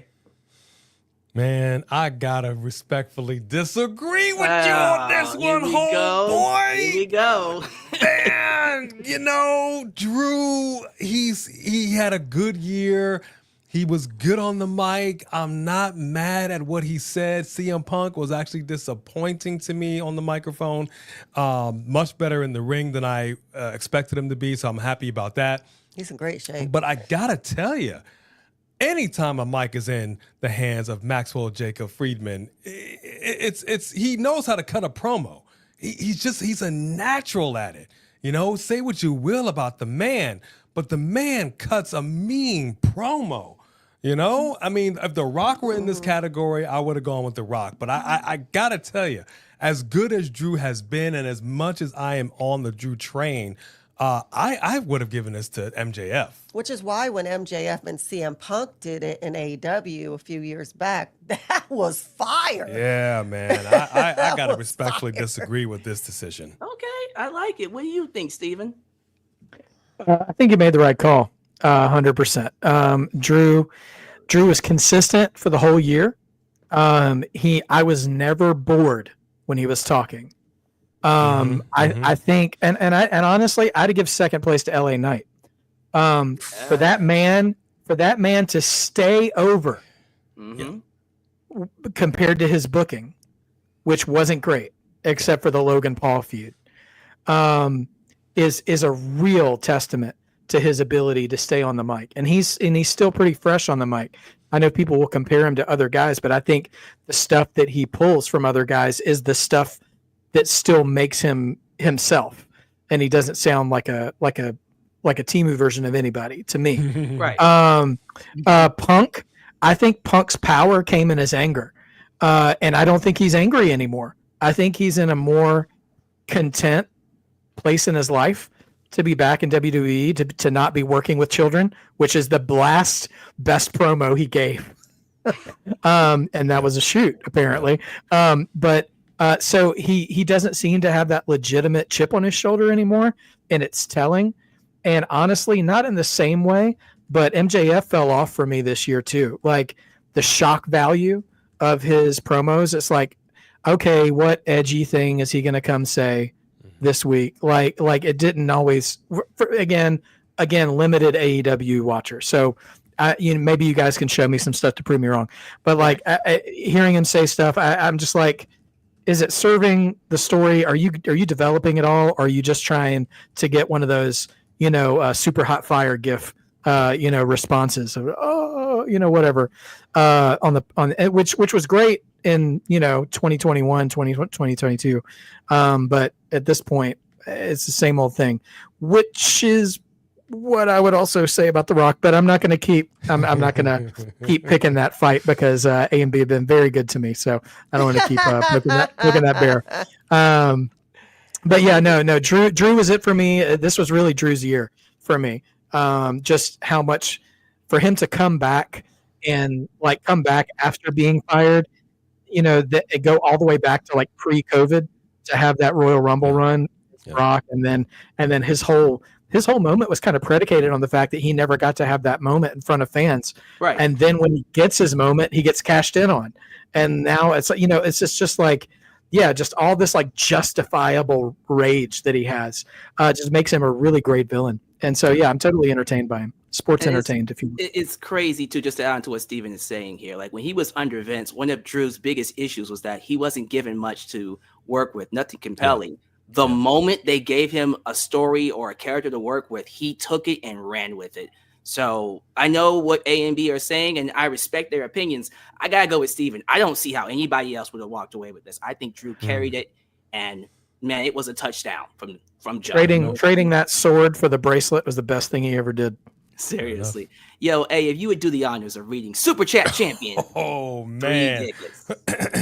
You got Big Show, you got Dustin, you got good old JR. They're all great, but let's be real. They are all tired and trying to get the most cash from AEW to hand it down to their little babies. Best talk of the year, 3 Diglets, and it's not even close. If you smell what the Diglets is cooking. That was Diglets always gets a response. Yeah, he always gets a response from the crowd, so you can't say he's not over. Yeah, maybe you should have been on the list, 3 Diglets. Sorry you couldn't make it. Maybe next year. All right, y'all ready for a faction of the year? Please do. Faction stable of the year. Let's see who won this one. Here are the nominees for the faction of the year. The Wyatt Six, The Judgment Day, The New Bloodline, The Hurt Syndicate.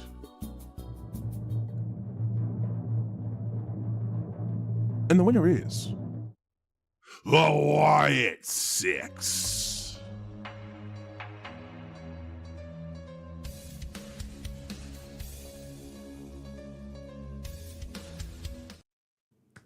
It wouldn't have gone to anybody else if it was up to me. I'm sorry, like the debut that we talked about earlier, the tribute to Bray Wyatt, and their booking all together, I thought has been top-notch. And starting off with you, A, I don't see how anybody else could have won this category. What do you think? Yeah, there's no way. There's no way. Look, the reality is that this was destined for greatness. That you had a man that I remember breaking the news to her, and Alyx, I saw you. We were all just destroyed when we learned of Bray Wyatt's passing. But the impact this man has had, and it's not like he has been in the WWE for years and years and years and years. Like he was really in a short span of time, the mark that he left on this industry, and also just hearing that he was just a good guy. You know what I mean? Like he was just a good guy. Yeah. He was a solid guy. He was a family man. And it hit in a different way. But I'm also going to say this wasn't just any ordinary faction. I'll be as succinct as possible. This wasn't just any ordinary faction. Because I didn't know what was going to happen. We saw Uncle Howdy doing his thing and everything. And when Bray was here, we're like, okay, Uncle Howdy's here. And we were, intrigued. This has been something else. They took a real life situation and they are taking off the masks and having these real people speak in a way that's still kayfabe and yet not. I mean, they've really turned this mystique into something so real and so tangible in a way that no other faction really has done. And it has resonated because of what happened with Bray. And the fact that this is his brother, and the fact that he now is almost embodying Bray in such a way, but made it his own. You want to make your character your own, even if you're borrowing, like we said with LA Knight, borrowing from other people, and you make it your own. But this faction has been something that I did not expect, something that has been very, very right out the gate. Like you said, you had Chad Gable. I didn't know what was going on back there. Everybody was dead. You made an impact right out of the gate, and we're not getting oversaturated with them. It's and working with another faction that, quite honestly, I'm like is dead on arrival. It wouldn't work, and yet they've elevated. Yeah, they have Karrion Kross and them. You know what I mean? So I mean, this is as Vince would say, this is great. I'm not gonna cuss, but you know what I'm talking about. You know what I mean? This is what a faction is all about. I'm absolutely in agreement with this decision. Absolutely. So B, going to you next. So you think about the QR codes, you think about the segments, and you also think about what it means, the tribute of it. Like, I gotta know. Like, do you agree with this result? Oh, 1000%. Like it wouldn't have even been the only other faction to me. I mean, I love what they did with Liv and Dom, and Liv actually taking the Judgment Day away. I thought that was really, really good. Right. But that does not compare to what they did here. I mean, this is not something that's even in the stratosphere. And if you have seen them live, if you haven't seen them live yet, when those lights go out, and then all of a sudden, Nikki Cross was right there in front of her. I mean, it was so phenomenal. And the only other acts that ever made you feel that way were The Undertaker and Bray Wyatt coming out as when he first came out as The Fiend. Though, and we've seen both of those in person, and it's the same thing. You just get chills, like, oh my gosh! And they're able to recapture that, and that is just. It's just another stratosphere as far as no one ever coming close to that. But I do want to say that the Hurt Syndicate does actually move me and make me want to watch the show. And it made me feel for a moment when they were punking Ricochet and coming down to the ring like I was watching WWE. I know you're not like, you don't want to just steal their whole thing, but they wanted to bring it back and pay it homage because WWE dropped the ball and didn't really understand what they had with it. Yep. And I love that they have brought it to AEW, and I'm thrilled, and I hope that it is successful. And I love what they're doing, Punk and Ricochet. I don't really like this Punk character Ricochet is becoming. It's bizarre, but it's a whole different side of Ricochet. So it's something, and he's getting airtime. So, and I will say this much real quick: the music, like you said with the Undertaker, the gong, when you gotta have the right theme to have your, you know what I mean? And they do it. The second you hear that piano, I mean, it just chef's kiss, chef's kiss. And Steven, like, I know you see the live chat. There's a lot of divided opinions. Like, everybody's picking different things, including Three Dickless over here, who says, I love me some whites, but we hurt people. We hurt people. I mean, Steven, what do you think about the Yeah. Let me speak to the chat, not specifically, but let me drop some gospel on y'all. For this Hurt Syndicate, I just don't think they have enough time on TV yet to be rightfully considered. But if I'm Tony Khan on Wednesday, I'm taking them out right now and having them straight up murdering the Death Riders and taking over. Like these three men are your stars. And it's not because they're ex-WWE guys, but like I said, I don't watch a ton of AEW, but Becky texted me and she said, you need to watch that Ricochet segment. And when they about stuffed Ricochet in a locker, I'm like, that is the difference between a good wrestler and a superstar. Yeah. And I know we kind of, get in our feelings about words that all the Vince McMahon redefined words like superstar, whatever. But like those three dudes are larger than life. And Shelton and MVP weren't getting that treatment in WWE either, So like if I'm Tony, like that is your main event faction. Like have them do whatever they got to do and get them front and center, because that's who you need to start building stories behind, is that group. Right. Now, that said, they need more time for it to be. Judgment Day and New Bloodline, both of them effective, but they're really like 2-person factions, both of them. Like it's Solo and Jacob, and it's Dom and Liv. The rest of them, and listen, that hurts my heart because Finn Balor deserves more than what he's been getting. I'm going to talk about Finn a little bit in my next video, by the way. For that, as a result, I can't judge them fairly as a faction because you have to take the good with the bad, which leads me to totally agree with Wyatt Six, and I'll try to be brief with it. But I remember going to Peacock and watching the Bray Wyatt documentary and seeing wrestlers I grew up with, Barry Windham and IRS, Mike Rotunda, talking about, their son and their nephew there. And the impact in that, and seeing these guys that have been entertaining me since I was a kid, like really being truly affected by this, and seeing Bo losing his brother. Like my older brother is super important to me, and he had a stroke this year. And like, I just lost my mom a couple of years ago. So he's like the only like real functioning family, immediate family I have left. And so like, and we bonded over wrestling. Like that was like the thing we did together, even though he was 6 years older than me and too cool for me for most of my childhood because of the age gap. And so like, but wrestling was the one thing that kept us on the same wavelength all the time. Yeah. So like when I see Bo mourning his brother, like I feel that, you know what I mean?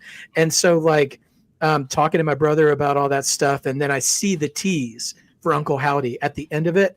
And I'm immediately like, pump the brakes. We do not have to do this. We do not have to resurrect this. We can just give Bray his flowers and be okay. So I would say that the Wyatt Six was already operating from a deficit before they debuted because people were so protective of their love for Bray.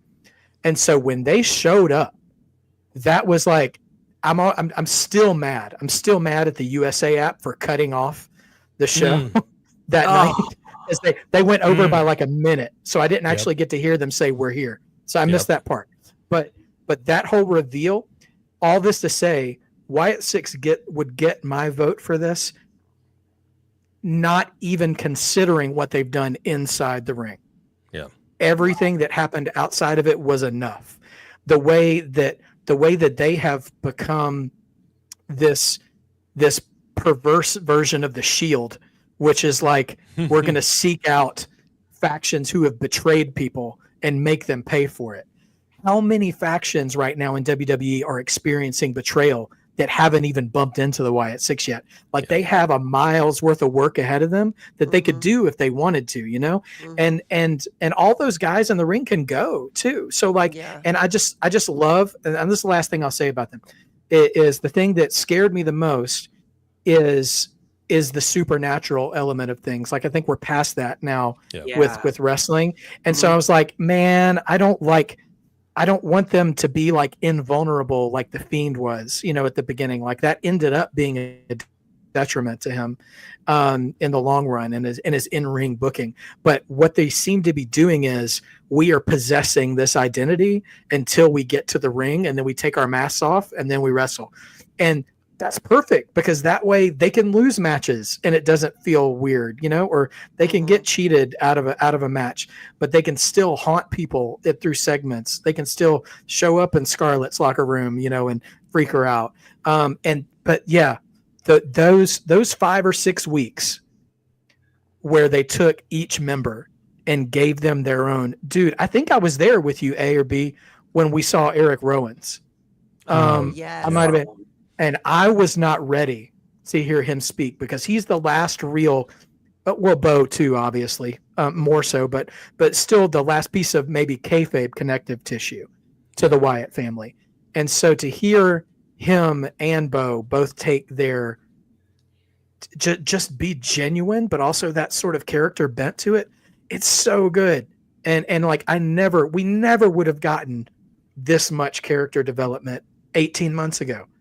And so it's I'm very impressed by their ability to supersede my skepticism and still perform. So I mean, for that, it's all about the Wyatt Six for me. They don't even have to wrestle another match. They can just keep being these people for me, and I would be satisfied. But that's. But I'm not mad at the Supernatural, the Miz, and that zombie match. I mean, come on, that's match of the year. Match of the year. Why is that not nominated? It was missing an urn. As a cherry on top to what Steven said, New Day, the heel New Day versus whatever version of Wyatt Six is going to feed families. Yes. You know it's coming. You know it Man. has to come. That's going to be Man. crazy. Speaking of crazy, y'all ready for Feud Rivalry of the Year? I don't know. I don't know.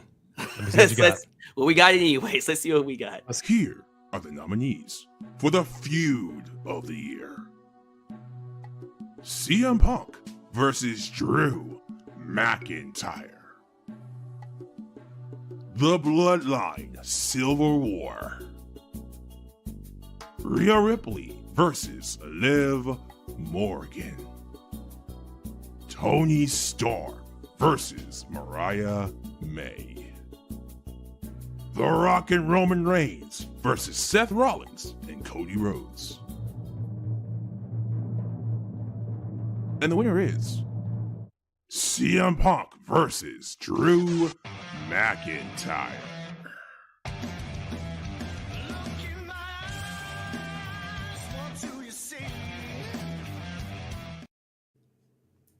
A whopping 78% Oh my God. voted for CM Punk and Drew McIntyre for Feud of the Year. Come on now. This What? I do not see anything else, especially when you consider the fact that it led to Hell in a Cell, one of the most brutal matches that we've seen in a long time, and it felt natural, a feud that felt like it deserved to be in Hell in a Cell, and then it delivered. I'm going to go to you, A. What do you feel about the results of this? Man, I'm gonna tell you. This was close. This was split for sure. When I saw Punk and Drew, I'm like, okay, that's the one. That's not what you meant when you saw The Rock. And were you going to say you thought The Rock was the one? No. You did? Oh, okay. When I saw that, and then when I saw The Rock and Cody, I'm like, okay, wait a minute now. That might be the one. Mariah May and Tony Storm actually is I think it's a good third for me. I actually like their interaction and that whole thing. That's number 3 for sure. But I gotta go back here. 100% agree with everything you said about this issue with Drew.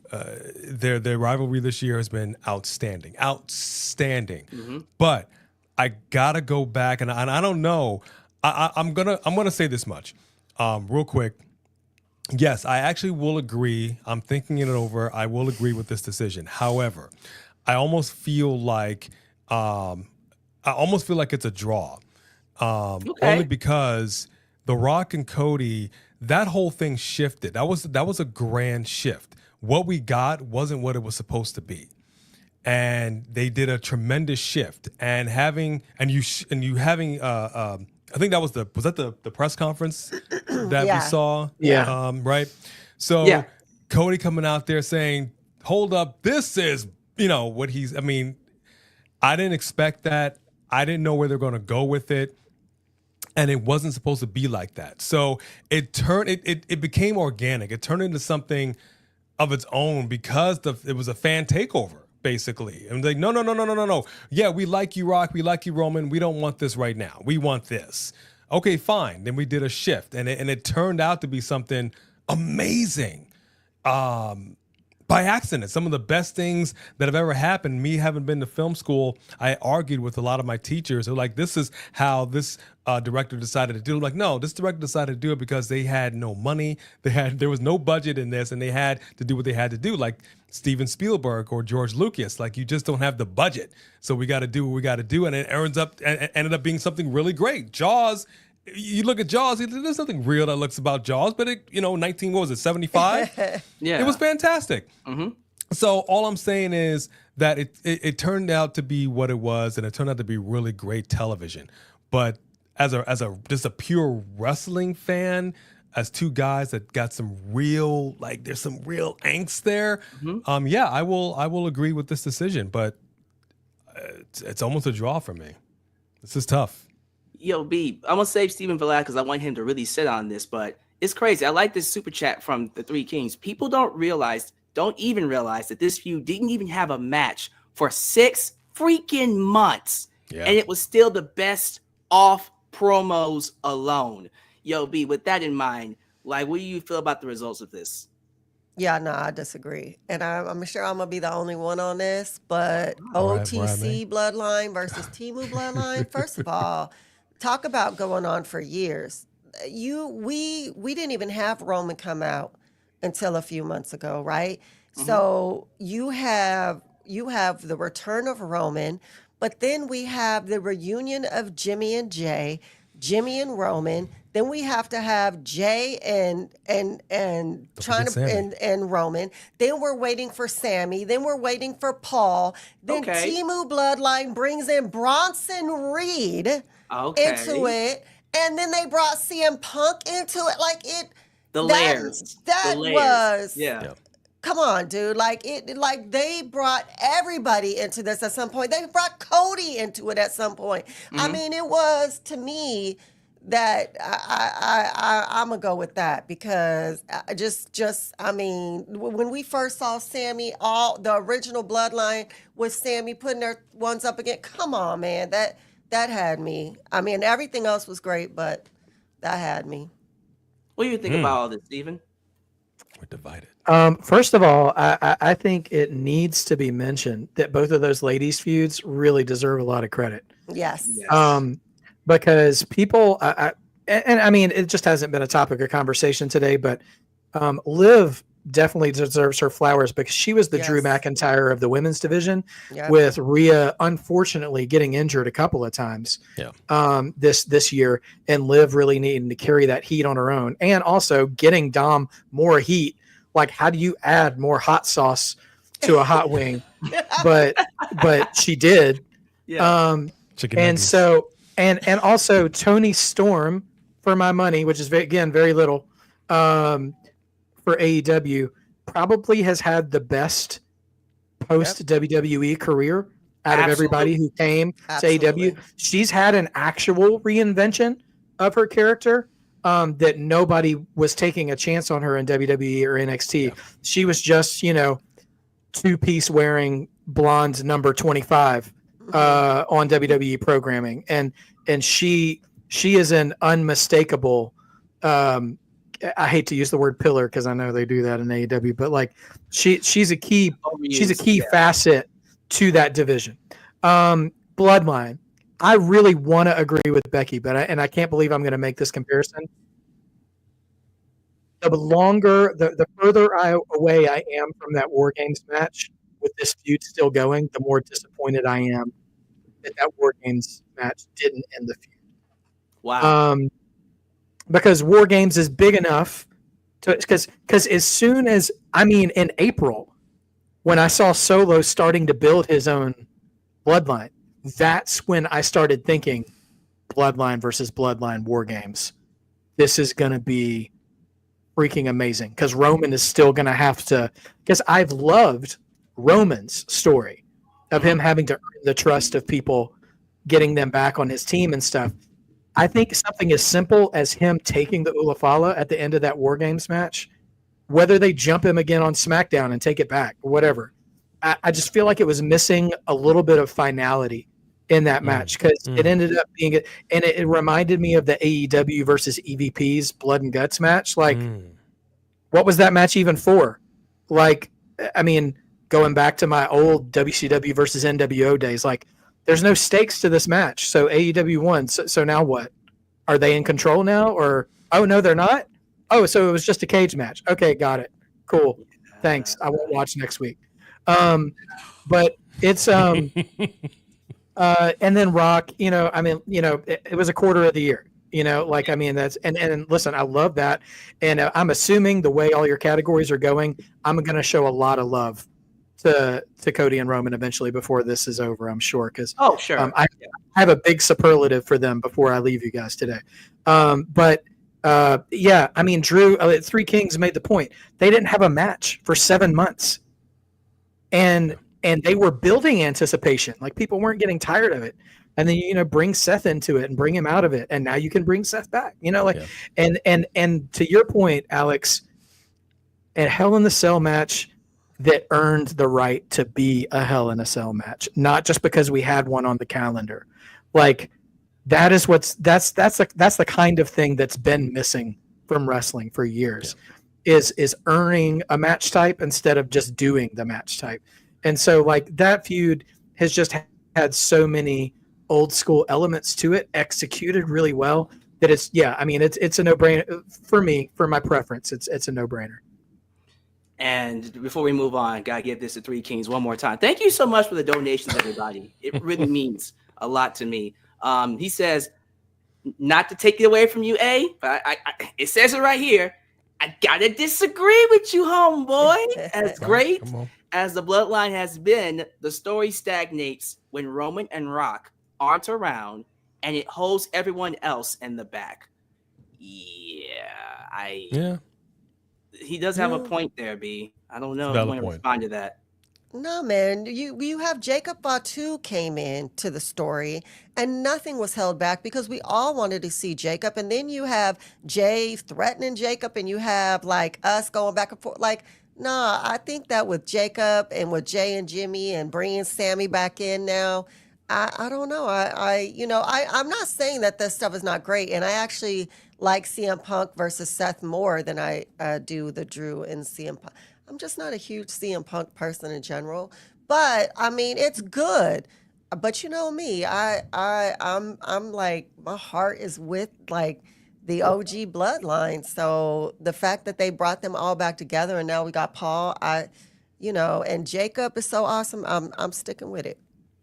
All right. We're gonna go ahead and move on to pay-per-view and PLE of the year. Be forewarned, I have a lot to say about the results of this one. Bring it on. Here are the nominees for the 2024 pay-per-view and PLE of the year. WrestleMania 40, AEW Revolution 2024, AEW All In 2024, AEW Forbidden Door 2024, WWE Bad Blood 2024.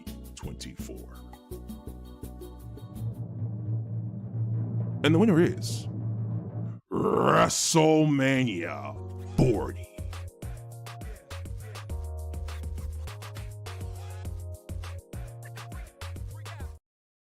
Look, I love y'all. I do. Please understand me when I say this. I thought WrestleMania 40, especially when you compare it to previous WrestleManias, it's definitely in the top 10. Top 10 WrestleManias of all time. AEW Revolution, and I mean this wholeheartedly, the retirement of Sting, Will Ospreay, Konosuke Takeshita, Bryan Danielson, Eddie Kingston, that entire show, when you watch it from beginning to end, I don't see how anybody can sit here and say that was not the pay-per-view of the year. It had everything you could want. It had the drama, it had the feuds. It to me really restored the feeling. Like they always say in AEW, we're here to restore the feeling. That pay-per-view made me go, okay, I think we're back. Now, weeks later, they would kill that because they aired the CM Punk footage.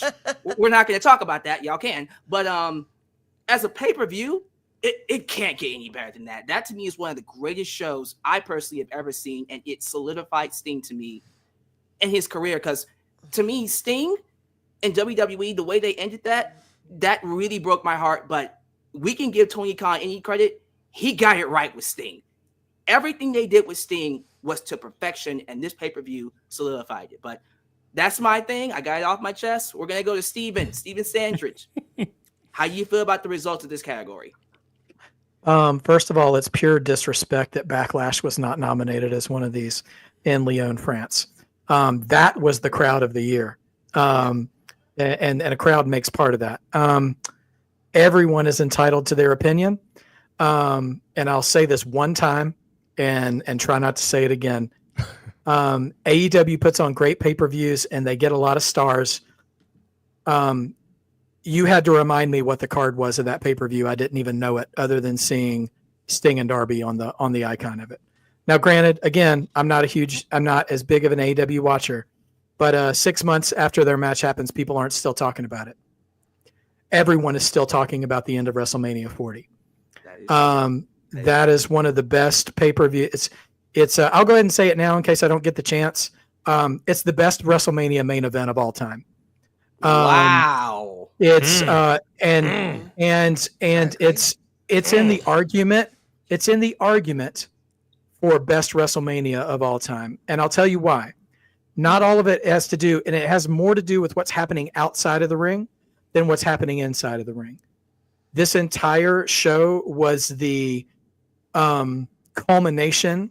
This was you remember end of Return of the Jedi when Palpatine is destroyed and they do that montage of all the planets celebrating because the bad man is dead.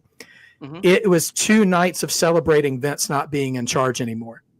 And Wow. you'll hear the pastor say this once, but I'm just quoting it verbatim. At the end of Cody's big celebration, Michael Cole says with a choked up voice, having been screaming for 2 nights, "Damn it, I love professional wrestling." Yeah. And that sentence to come out of a WWE's play-by-play man who has been forbidden from even saying the phrase professional wrestling for 20 to 25 years, everything happening that night, from the backstage stuff to the in-ring stuff to the promos to the entrances to the last 15 minutes of that match, which is what makes it the best, by the way, not the 45 minutes before it, where Roman's just talking trash, like an action movie. But everything that happened at the end of that match is a microcosm of all the best things that make me excited to be a wrestling fan. Wow. From that all the way to the end of the night until the credits rolled. Although I did pop for the crowd booing Bruce Pritchard out of all of that when Cody tried to give him props. But like him getting to give the belt to his that's when Michael Cole said it, was as soon as Cody was giving the title to his mom. That was the story finishing moment. So like there is nothing like and listen, I'm speaking only for what gets me driven as a wrestling fan. Okay. So if this is not your bag, that's totally cool. But wrestling is so much more about star ratings to me, than star ratings to me, about what happens in between the ropes. I don't care what you can do in the ring if I'm not caring about why you're doing it. The story. That's why I love the DDT as my favorite finisher. Like, not the Canadian Destroyer. Like, it's because it means something. Like, and one real quick aside, the reason why that is the GOAT finishing move of all time is because Jake the Snake killed you with that move. And if he wasn't going to win with that move, he didn't hit it. He got interrupted. He got countered. Like, anyway, so that's a whole nother soapbox.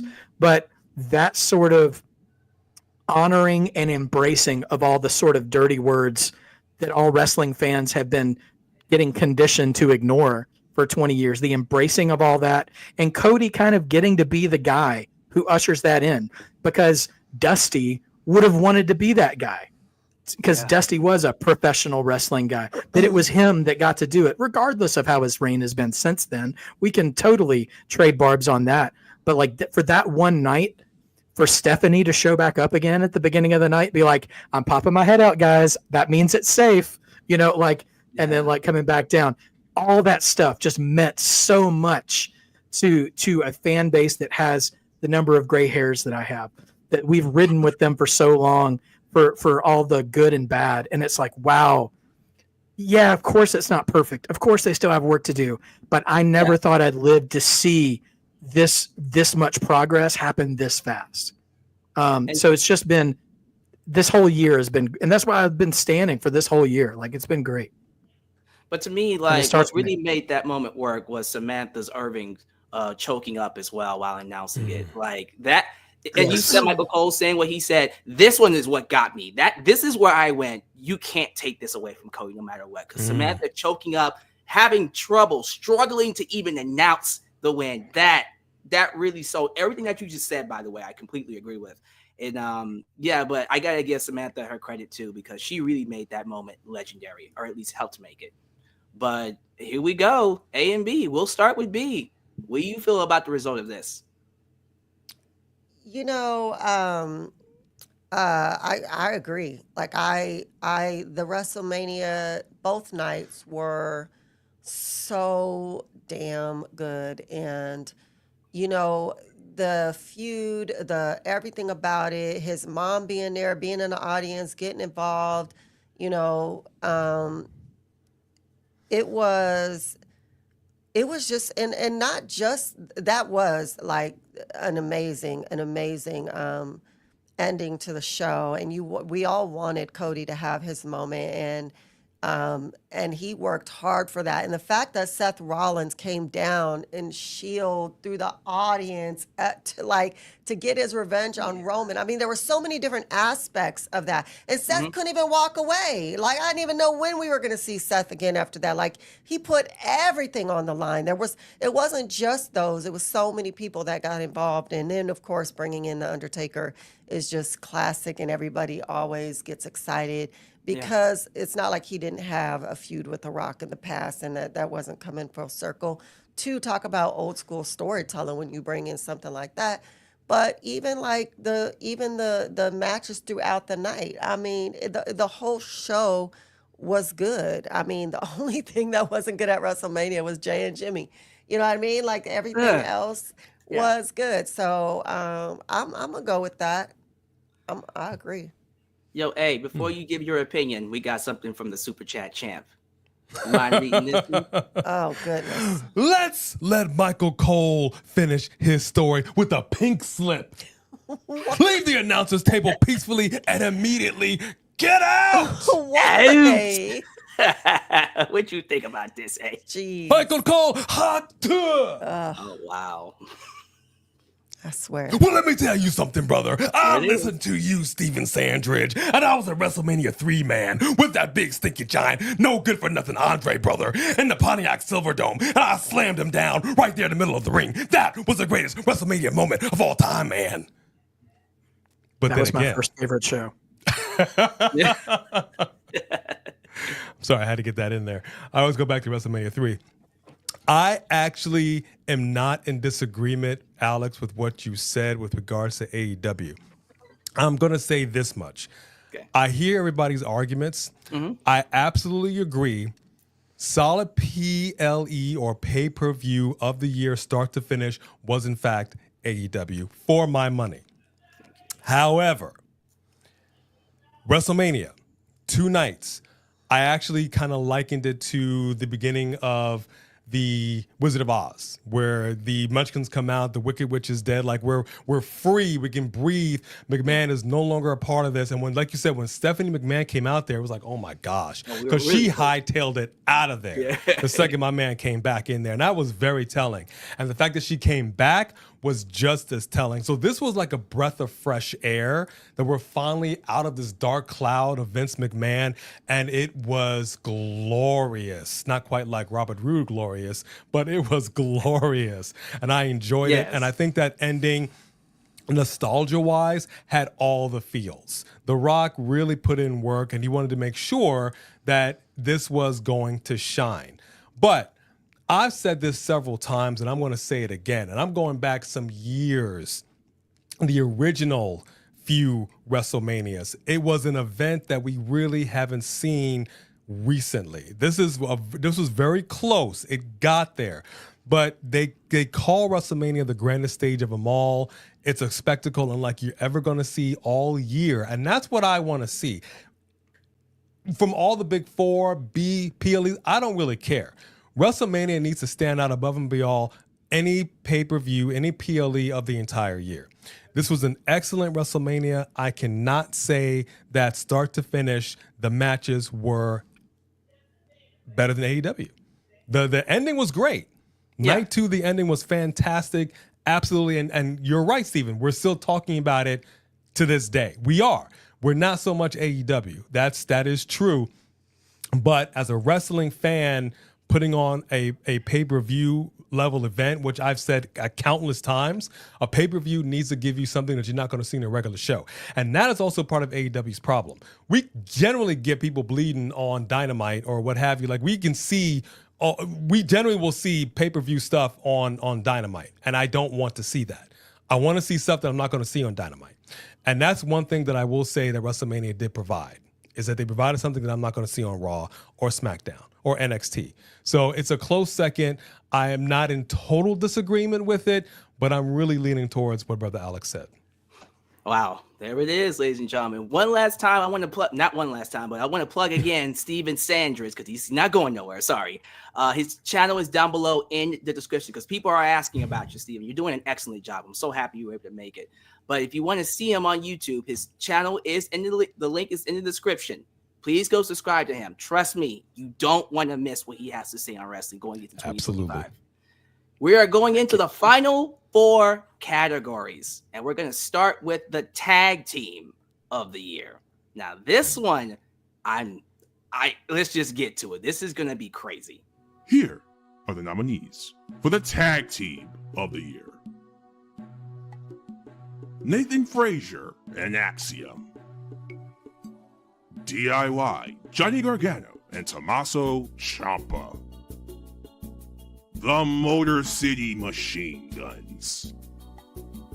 Jay Cargill and Bianca Belair. And the winner is NXT's Nathan Frazier and Axiom.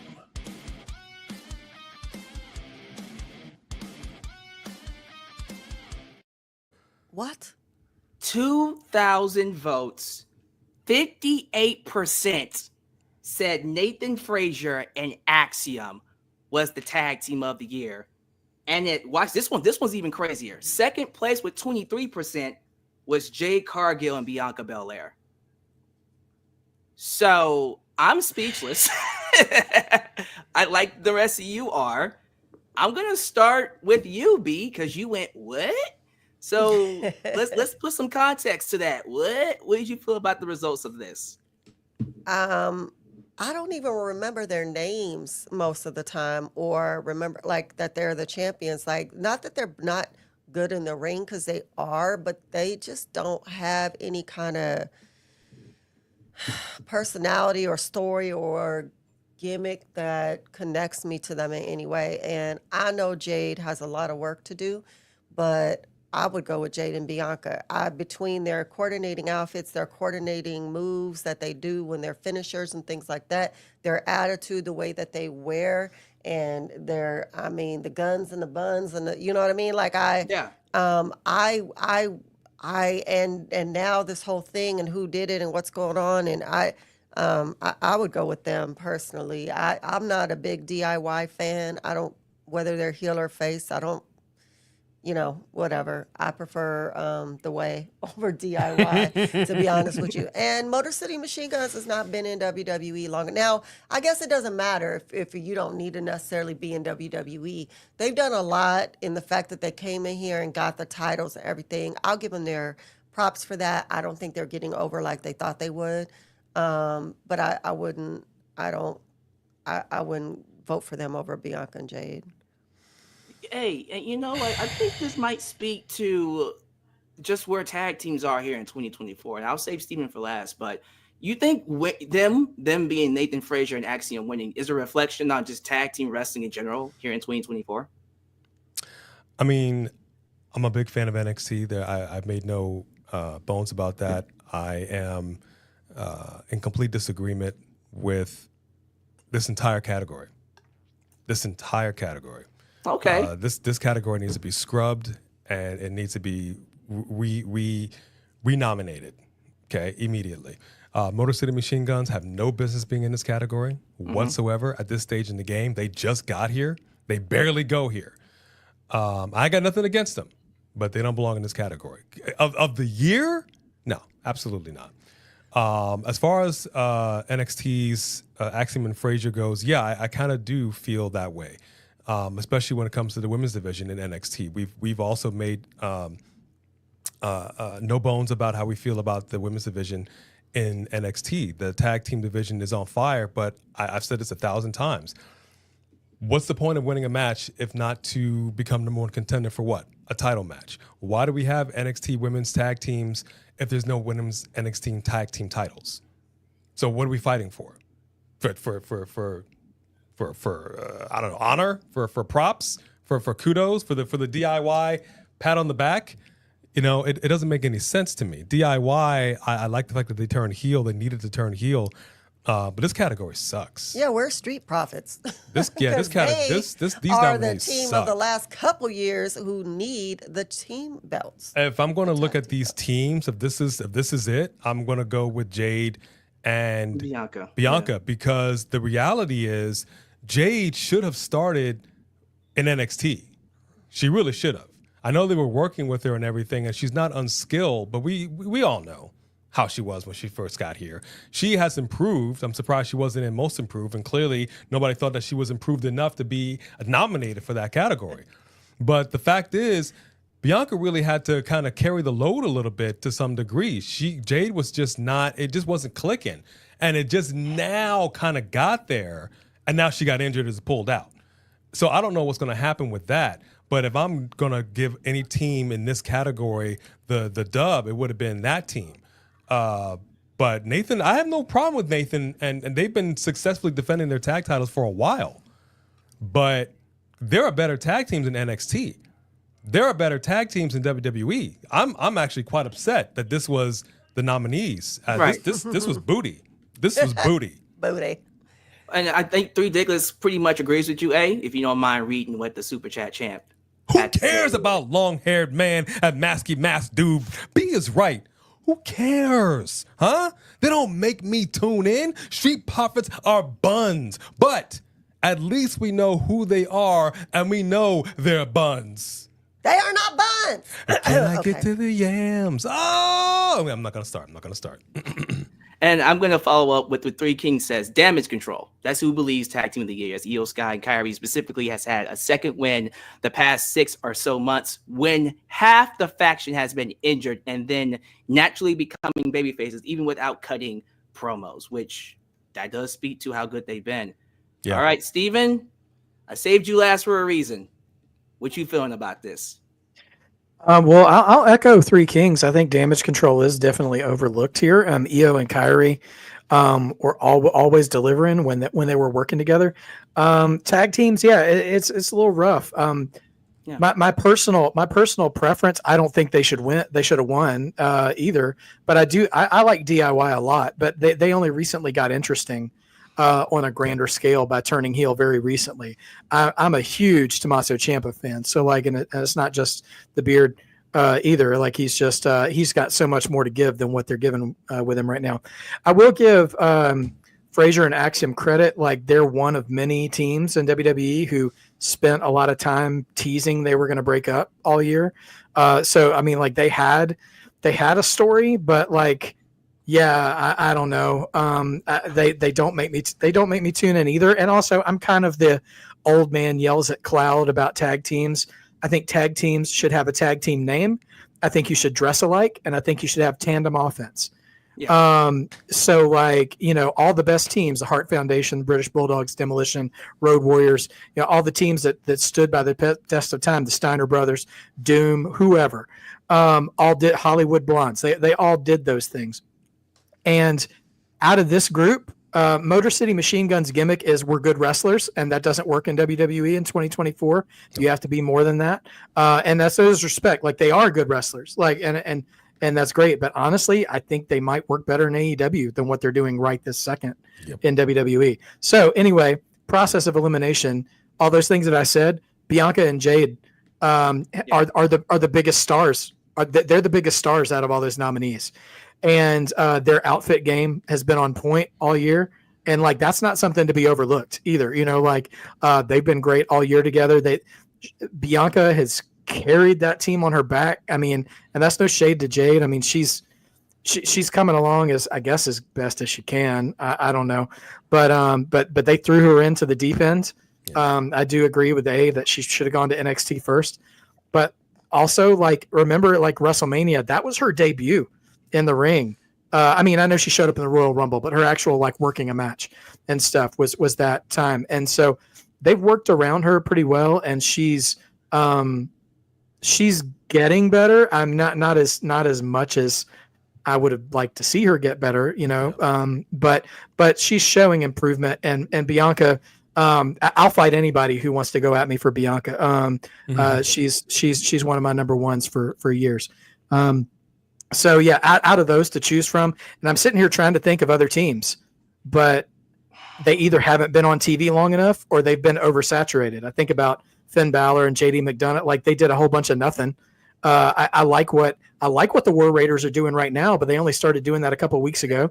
I spent 11 months not caring about the New Day until now, and the Wyatt Six doesn't wrestle. So I like American made, but they're also not giving them a lot to do either.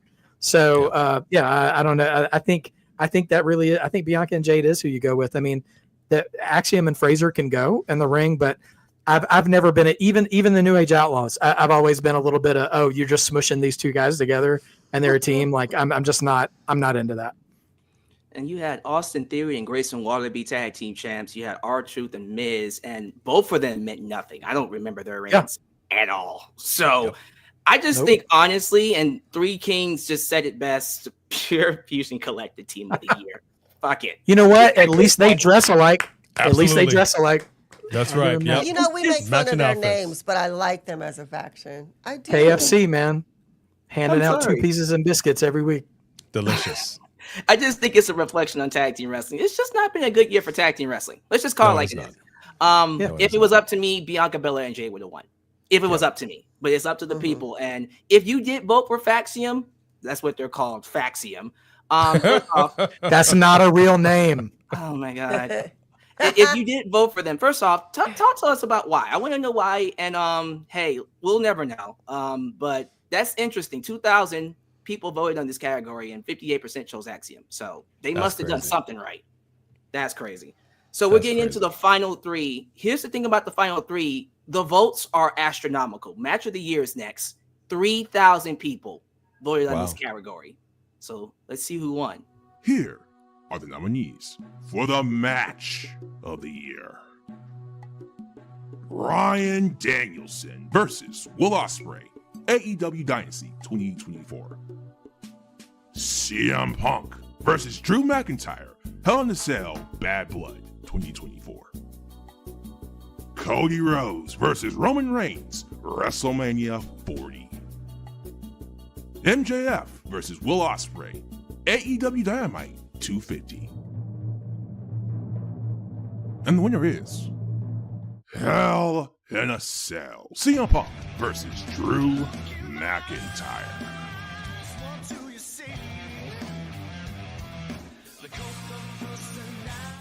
Match of the year. This is tough. 3,000 people for this category. 59% chose CM Punk and Drew McIntyre. And in second place, we got Cody Rhodes and Roman Reigns at 26%. So, oh man, this is tough because all 4 of these matches are straight classics, phenomenal. And if it was up to me, I would have chose Bryan and Will, but I'm biased. That's just me. But I'm not going to disagree with Punk and Drew. We talked about how awesome their feud was. Why wouldn't they have match of the year? But you know what, Steven? Let me start with you on this one. What are your thoughts about the results of this category? So all transparency, I'm subscribed to Just Alex's channel, and I voted on this, and I voted for Punk and Drew. There it is. Which is hard. I waffled back and forth on that and Cody and Roman, but honestly, the best part of Cody and Roman was the best part of this entire category, but it wasn't. But that was only half a match, so I couldn't vote for that. Punk and Drew was the culmination of a feud. And I think I said earlier, I'll only say this once, but I'm going to make a hypocrite of myself and say it more than once. Wrestling matches are more than what goes on in the ring. And I watched Ospreay and Danielson beginning to end. And 2024 is the year that strap in. That I'm over Bryan Danielson. That man, and I'll tell you why. Doesn't have anything to do. Doesn't have anything to do. He took off his headphones. Did I hear that right? Took off his headphones. Has nothing to do with his ability and everything to do with him exploiting his very real neck injury for storyline entertainment. And that's his choice. It's AEW's choice.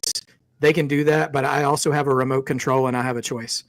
And if you're going to use that very real thing that paralyzed you, and you hate, bring all the hate you want in the comments, by the way, I'll take every last one of it. I'm right on this one.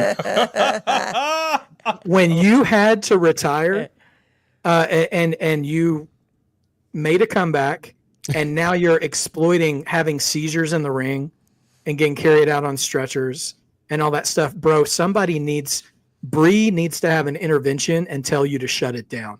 And listen, Will is fantastic. He has won me over.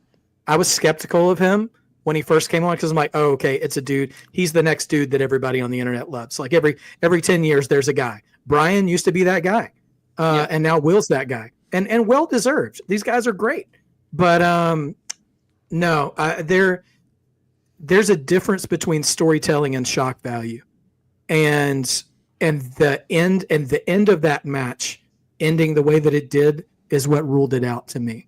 If they hadn't, and I want to make it clear just for anybody who's just trying to brand me a hater right now, if they hadn't done that, I might have been swayed the other direction.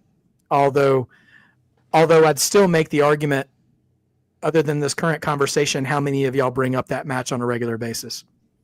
And that's not Will and Daniel's fault. That's not Will and Brian's fault either. It's the company's fault for not venerating that match like it deserves to be treated. But when you hand out 5 stars like candy to a promotion, it's like what Syndrome said in The Incredibles. When everybody's special, nobody is. Yeah. And so some of their really legitimately good all-time stuff is getting lost in the shuffle because some stuff is getting more credit than it deserves. But no, I didn't. I just can't abide by Brian's choices in that, like, with a good conscience. And listen, he can do whatever he wants. He's his own man. It's his career. But listen, man, as a guy who Chris Benoit was his favorite wrestler up until that day, I'm not playing around with that stuff anymore. Yeah. So, like, if you're going to try to make an angle out of that stuff, I'm out. I don't care. I'll watch Logan Paul. You know, I mean, if it means that, like, right. I'm not. So anyway, that's just me. I mean, and listen, and again, I've heaped enough praise on Drew and Punk in this show, but like, they told a great story from beginning to end, and when they had to improvise, because I'm not even sure Punk and Drew was in the cards initially. I think, you know, most people were saying that it was going to be Punk and Seth coming out of the Rumble, and that injury, they turned it into gold. I mean, like, it just, yeah. So anyway, I'm not saying that it's the angle to beat all angles or anything like that, but based on what we had to choose from, I think it was the best choice. And look, as we always say, this is a safe space for wrestling fans like you. I accept all opinions. I personally, listen, I understand where you're coming from. And I remember when he did that, when Brian did the neck injury angle during the match with Will, even I was kind of like, all right, bro, either you're really hurt or you're kind of taken away from the match. I'm not disagreeing with you on there, but that opinion though, I love it. That was a hot take, Steven. So expect people to be talking about it, but I love it. I love it. So, hey, you gotta follow that. What do you feel about the results? Keep watching AEW because we need another company for all companies to try harder. Yeah. You know what? I want to say this much, and I correct me if I'm wrong, Alyx. I think you might know better. So we had a match.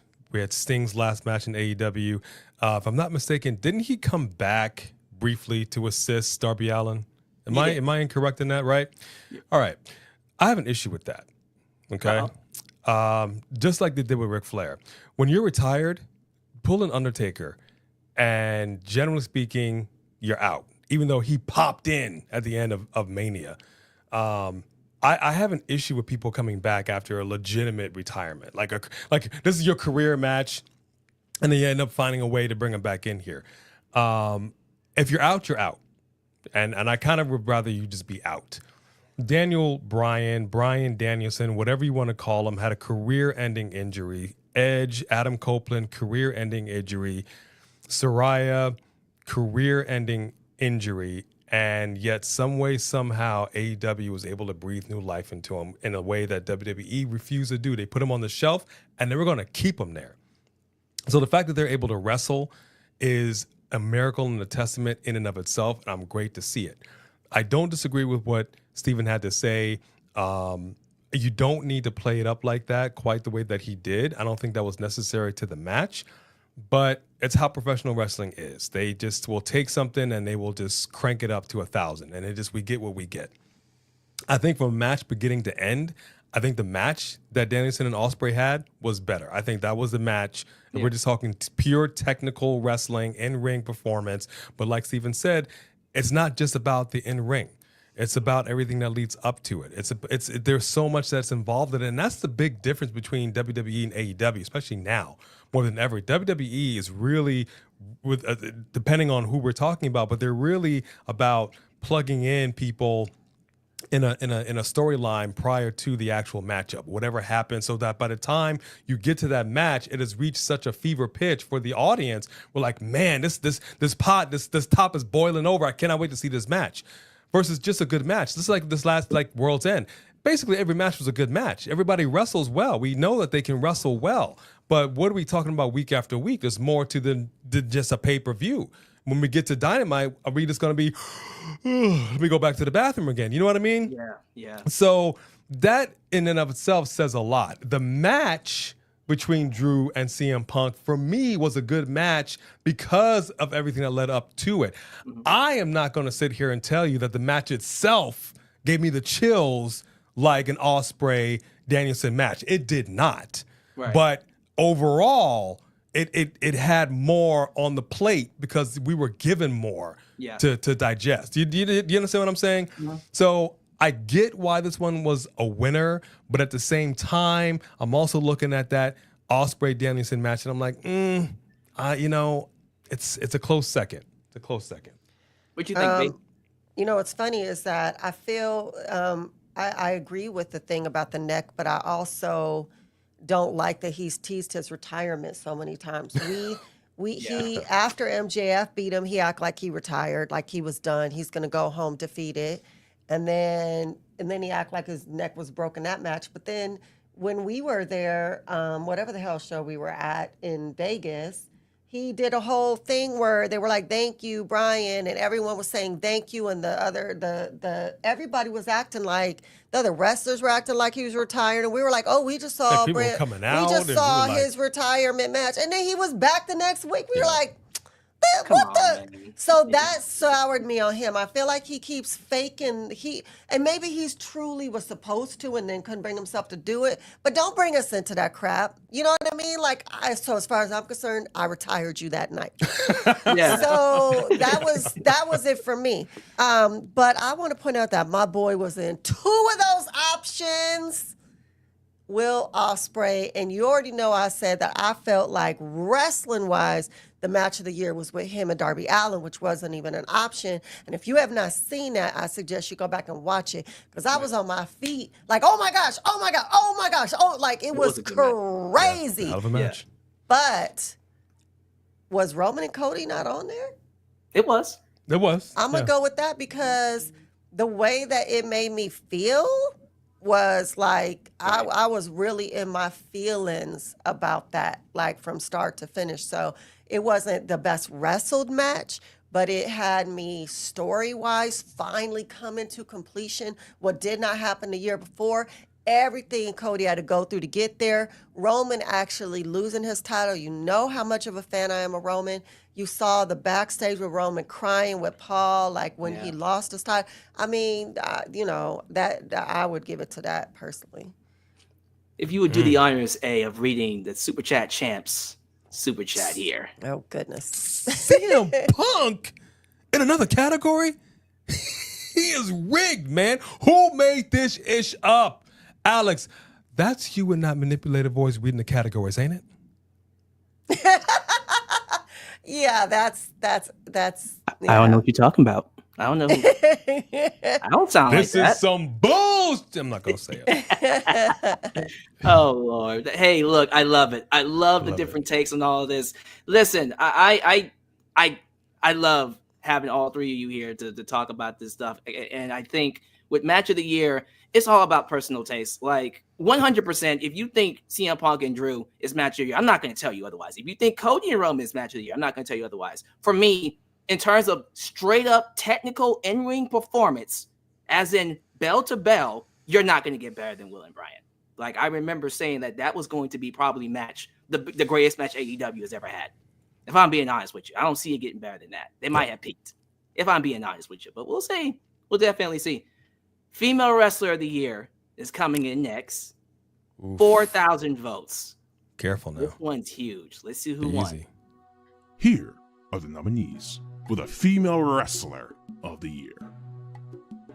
Rhea Ripley, Timeless Toni Storm, Mercedes Moné, Liv Morgan, Roxanne Perez. And the winner is Rhea Ripley.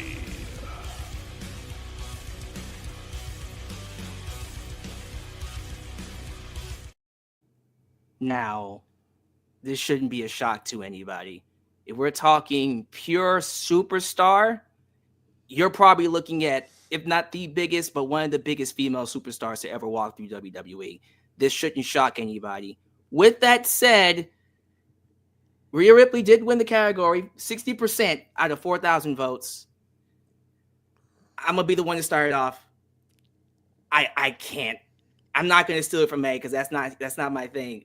I can't go with that. To me, from the list, this was Toni Storm's year. Timeless Toni Storm, to me, was the top female wrestler of the year. I love what she's done as AEW Women's Champion. And I feel like in terms of her matches, in terms of her character, in terms of making people care, everything that she did, even the stuff with Mariah May, I don't see anybody in terms of female wrestlers that had a better year than Toni Storm. But I completely understand why Rhea Ripley won. And I think all of you could too. So we'll start with B since, hey, female wrestler of the year. Do you agree? Ladies first. You know, I love me some Rhea Ripley. I love mommy. And yet, I'm going to go with Toni. Yeah. Timeless Toni, dude. You know, she just, that character is unlike anything we've ever seen. The black and white, old school, the way she spoke, the watch for the shoe, like what does that even mean? And yet you're saying it with her, and it's, you just were so heartbroken for her when she lost. I hate that she has gone away with that character and retired it so soon, but I love Rhea, and maybe it would have been different if she wasn't out injured. And it would even be hard for me to choose Rhea over Liv because Liv carried it like she did. And because her first run was so bad and this run was so fabulous, and she has picked it up. She has really hung in the ring with Rhea Ripley. She is earning that as little as she is. But yet, like, I think I mean, they're all good. Yeah. I wouldn't put Roxanne in there yet. Not that she's not good, and I like that she's changed her character. I agree with Mr. All Days Off that I think Nia Jax should have been in there, but I think I would go with Toni. I agree with you on that. What you feel about this, eh? Yeah, this is some bull squat. Okay? Let me tell you something. Right out the gate, why is Mercedes Moné in this category? Oh, yeah, for sure. Why is she in this category? Why is she even in the category? Okay, I'm just going to keep it 100 with you. No.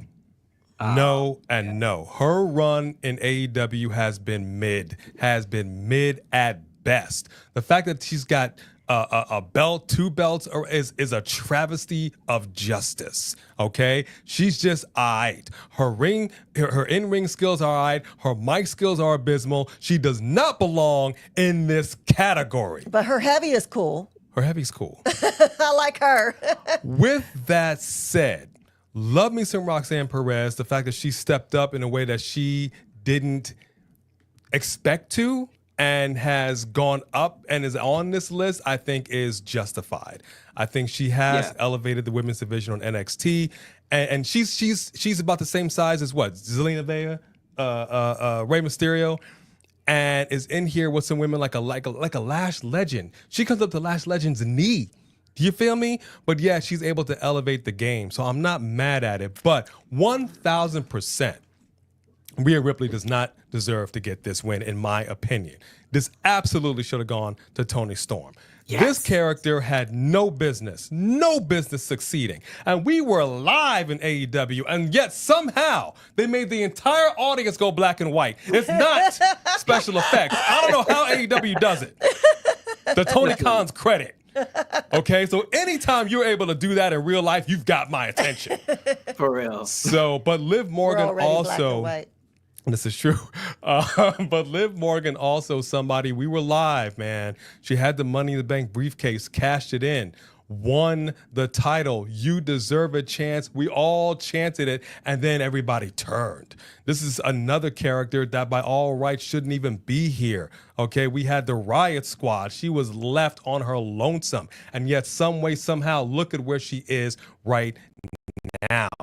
That is amazing. So the fact that these ladies are able to turn chicken crap into chicken salad and make it delicious is fantastic. Yeah. But 1,000%, Toni Storm with the axe, she, and it wasn't like I'm just playing a character and I'm just trying to fake it through. She embodied this role. We believed it, we felt it, and that is a testament to what Toni Storm did. The fact that she's no longer that character is a travesty in and of itself, but she should have been on that list as the winner. Well, Steven, how you feel about the results? Well, first off, I just want to regret to inform everybody I won't be able to hang around for the last category. I've got to bounce, so I'll give you guys my my stuff and then head on. Thanks everybody for letting me be a part of this. It's been so amazing, and look forward to hanging out with you guys in the future. Yeah, Rhea Ripley is the CM Punk of the women's division.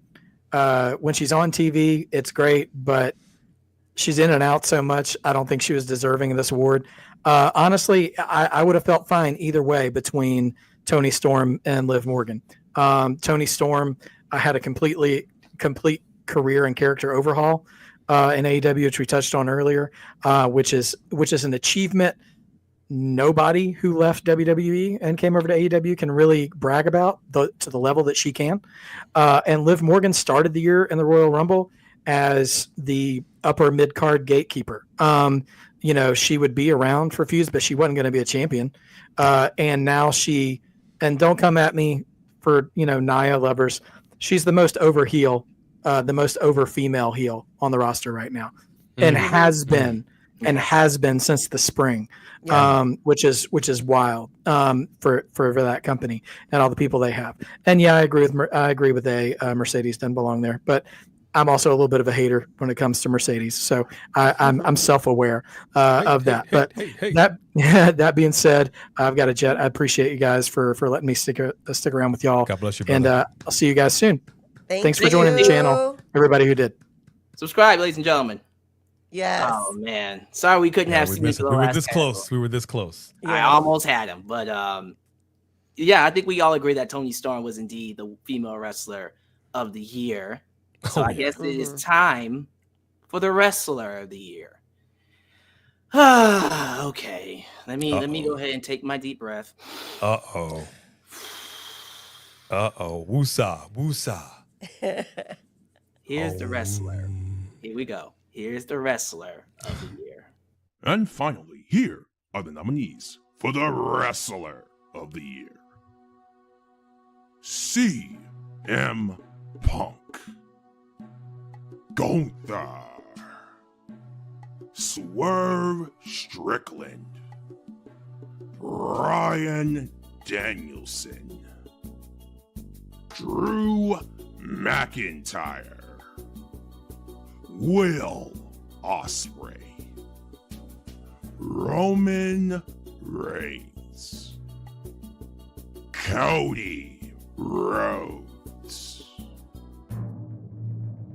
And the 2024 Wrestler of the Year is the American Nightmare, Cody Rhodes.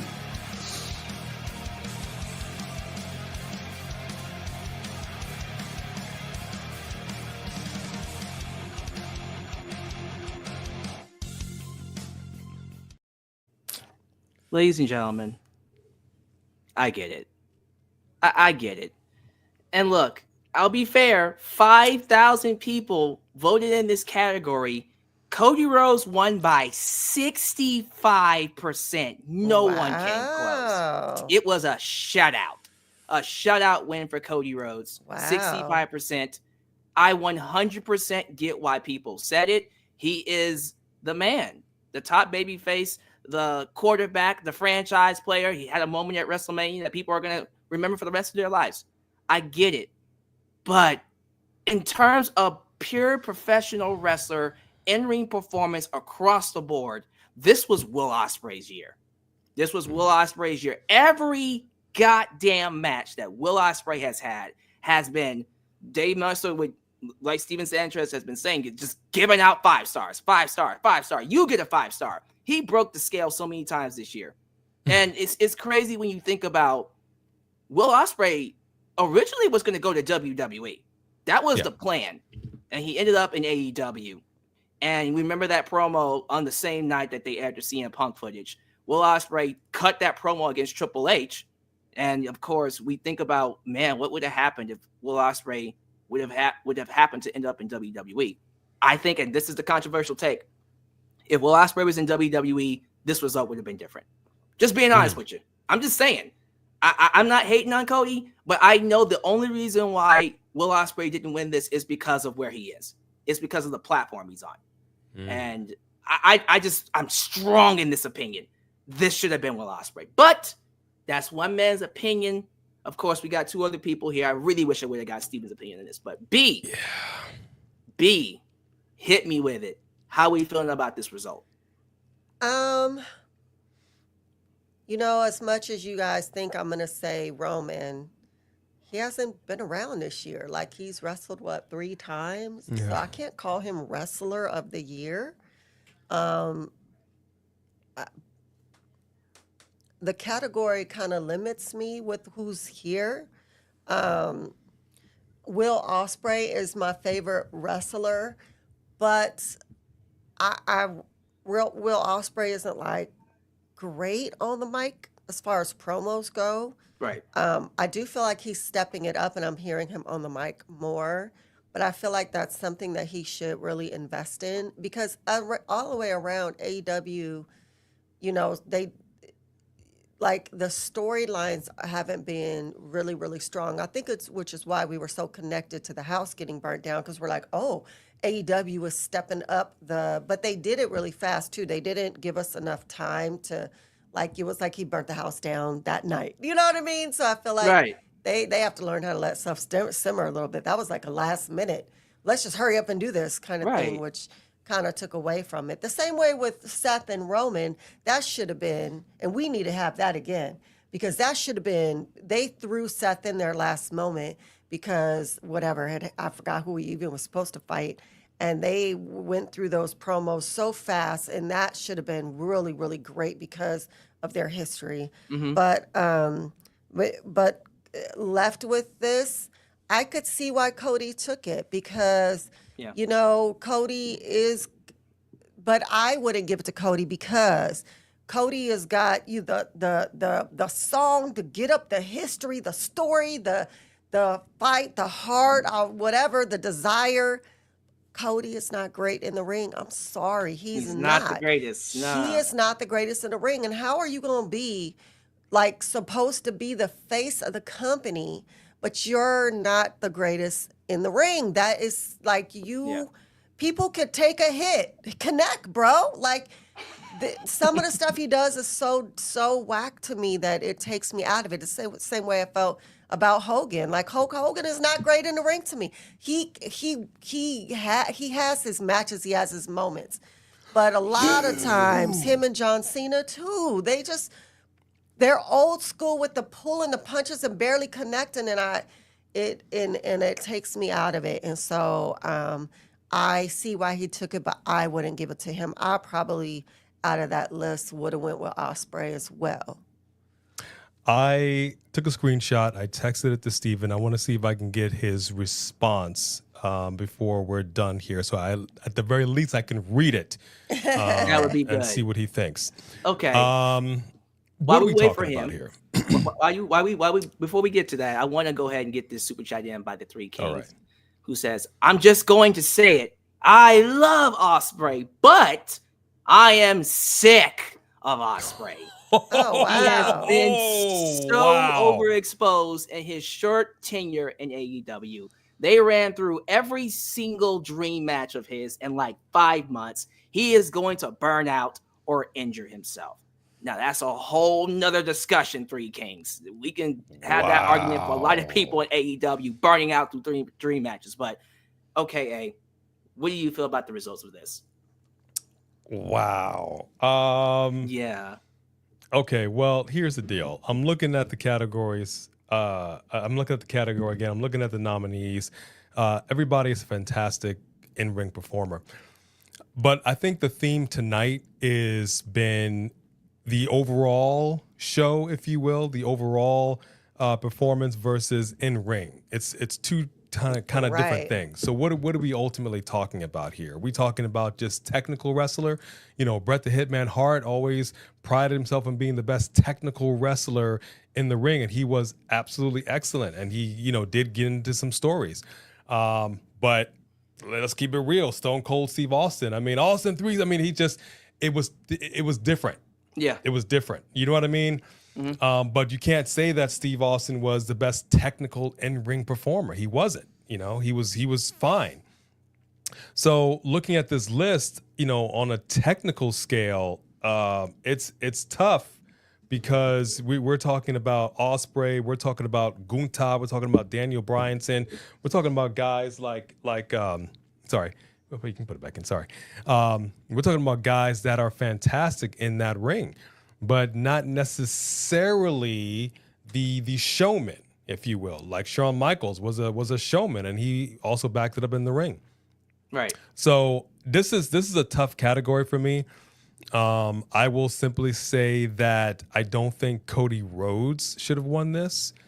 Right. And I will simply say he's an old school guy. You know, the Rhodes family, we already know where they come from, what they're all about. No issues there. I don't have any issues with Cody Rhodes. I don't love him in the ring as much as others, if you will. Right. But he's fantastic on the microphone. Can cut a hell of a promo. Great, fantastic, no problem. I'm going to be honest with you. This is going to go to the star power. As a toss-up, I think technical wrestling, Ospreay. For sure. Hands down. Mm-hmm. But if we're talking overall wrestler, as in the storyline and outside the ring, what you're doing in the ring, I'm going to go with Roman Reigns. Wow. I'm going to go with Roman Reigns. Even though he was not here for a good portion of the year, the man carried the load. Good job. The man carried the load, and he said a lot without saying anything. He comes back looking like he just like a bear that just woke up out of hibernation. Hair was not did. Okay, beard was scruffy. He looked a little rough around the edges. He was on the island of relevancy to like, look, Roman, wake up. You know what I mean? And he just woke up and showed up. Didn't say a word for what? A month? He didn't even say anything. He didn't need to. Yeah. And people were still like, oh my God. You know what I'm saying? Yeah. Man. And didn't do anything. That says something to your ability. And this is also going to somebody that was also very close, even though they were trying to push this guy, and we were not having it. A man that had dog food poured on him, tied to a ring post, to being the guy, the face of the company for years. That says a lot. So it's a toss-up for me between Ospreay and Roman Reigns. Cody Rhodes, you told your story. Congratulations. Glad you completed it. Fantastic. I'm glad now he's actually become more interesting now that he's using his black outside voice. Love that. My man is speaking from the gut, you know, every single time. I'm all about that. But ultimately, Cody Rhodes should not have won this at all. I don't know. I'm not quite sure how that happened. I mean, I Any get it, word- but I don't get it. Any word from Steven yet? Nope. I don't think he's seen it yet. He's got a lot of stuff happening. He might pop in. I'm hoping that he does, but I don't know. I'm really curious to see what he says too. And look, Swerve also. I mean, he's had a hell of a year. He has gone through the stratosphere. ESPN's Wrestler of the Year. That ain't no small feat. Okay, any man. What did he have? What did he have? Something. What was it? Stapled to his tongue. What did he do in that match? The syringe. No. The syringe to the tongue. Any man crazy enough, and I've seen some wild stuff in professional wrestling. That's just gross. That's just gross. Wild stuff. But any man that's crazy enough to have a syringe stuck in your tongue and actually still wrestle, you've piqued my interest. Okay, No, man, that's not wrestling. But That's well, just a I know it's car not accident. wrestling, but what I'm ultimately saying is somebody that's willing to put it all on the line and perform, like a Darby Allin, like he's willing to die, like that movie The Wrestler with Mickey Rourke. Like you're willing to literally die in the middle of this ring to entertain the fans. That says something to your commitment to professional wrestling when you have some other people who are just looking at this like a stepping stone. Yeah. Like I'm a brand and I'm just trying to get my bag and move on with my life. Yeah. So as a professional wrestling fan, whenever I see somebody committed to the role of professional wrestling, you have my attention. I'm not saying I agree with every decision, but I'm saying you have my attention. So everybody in this category has my attention. But the winner should have been, for my money, Roman Reigns. Oh, gosh, so sorry. And it's funny. Should have been Roman Reigns. Now that you said it, I went back and looked at the rest of the people, what percentage they got. Believe it or not, in second place, it wasn't even Will Ospreay. Will Ospreay was in fourth place. Swerve was in third place. Drew McIntyre is in second place with 21%. Wow. Drew McIntyre, Wrestler of the Year. Drew McIntyre? Wow. Honestly, okay. I'm not against it. He had a great year, especially the match with CM Punk. Yeah, I can see that. No, he had a great year, but I mean, wow. Really? He won the world championship at WrestleMania. We can't forget about that too. He lost it immediately. In 5 minutes. But yeah, he main evented. They were in Glasgow. He main evented that. Had that feud with CM. Yeah, honestly, the more I think about it, I see why they chose him. But you know what? You know what? I completely agree with you in terms of Roman Reigns. This was the year I think I finally bought into the idea of him being a top babyface. It took a while for me to get there because I said, don't ever turn him babyface. He is a heel for the rest of his career. Nah, like his performance, not just at WrestleMania, but across the board. You know what? If he's your Wrestler of the Year, I 100% agree with you, and I'm not going to take that away. I just strongly, and I still feel this strongly, Will Ospreay. Will Ospreay is the man. And yeah, that's just what it's going to be. I was kind of hoping we can get Stevie's opinion though. We'll have to catch him. I'm still hoping it'll come in. I've got my phone right here, but let me ask you this while I'm trying to stall for time. He would say Cody. As far as Ospreay goes, and I'm also thinking Roman Reigns because we have some unanswered questions with Roman Reigns. They've been occupying their time. They've had the bloodline reform. He's been getting into it with Solo and company, but like Steven said earlier, we still had The Rock come out mysteriously with a little hand gesture, which we don't know. We have all these unanswered questions that are still kind of up in the air. Roman's still kind of Roman, if you will. I'm looking at 2025, and I'm intrigued with what is going to happen with The Rock, with Roman, with Cody. Like, I don't know, and I'm really, really curious. Would you say that you have that same curiosity when it comes to Ospreay in 2025? Like, if we're looking at Wrestler of the Year, yes, I can understand on a technical level, absolutely, but like on a overall storytelling layers, do you feel the same for Ospreay in 2025? As a character, as a storyteller, as someone that's gonna like make me go, I can't wait to see him in 2025. I see what you mean. I can't say I do. I just feel like, in terms of this question alone, what carries Ospreay literally is just the fact that he's the best wrestler. And I think that's a good testament because sometimes that's all you need. Like, believe it or not, that's what carried Ric Flair. He was a good storyteller, but people watch Ric Flair because of what he did inside the ring. Yeah. And if you're really, really good at it, Bret Hart, for example, Shawn Michaels too, gotta give him credit where credit is due. you don't really need the Stone Cold, The Rock, or the Hulk Hogan personality, brother, which is great. If you can get it, if your charisma is tied to what you do inside the ring, man, make the most out of that. And I think that's Will Ospreay. His charisma is tied to what he does inside the ring.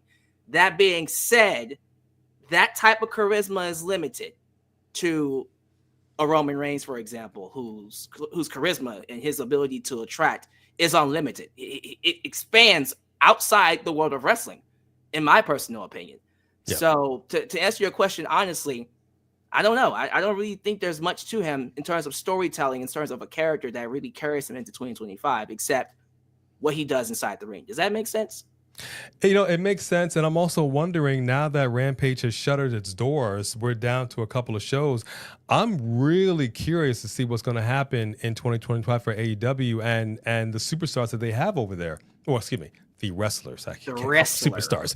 The wrestlers that they have over there. I mean, their pay-per-views are fine. They've got, well, I mean, World's End had about, I think, 20, 25 matches on the card, if I'm not mistaken. You know, lasted about 5.5 hours, and that's fine. You give somebody their shine when you can, but week to week, I'm really curious now that they brought over some more people. Like, you've got the Hurt Syndicate, like you've got the Ricochet, who just had some TP thrown on him in the middle of the ring. Yeah, I got to show you that. She missed that.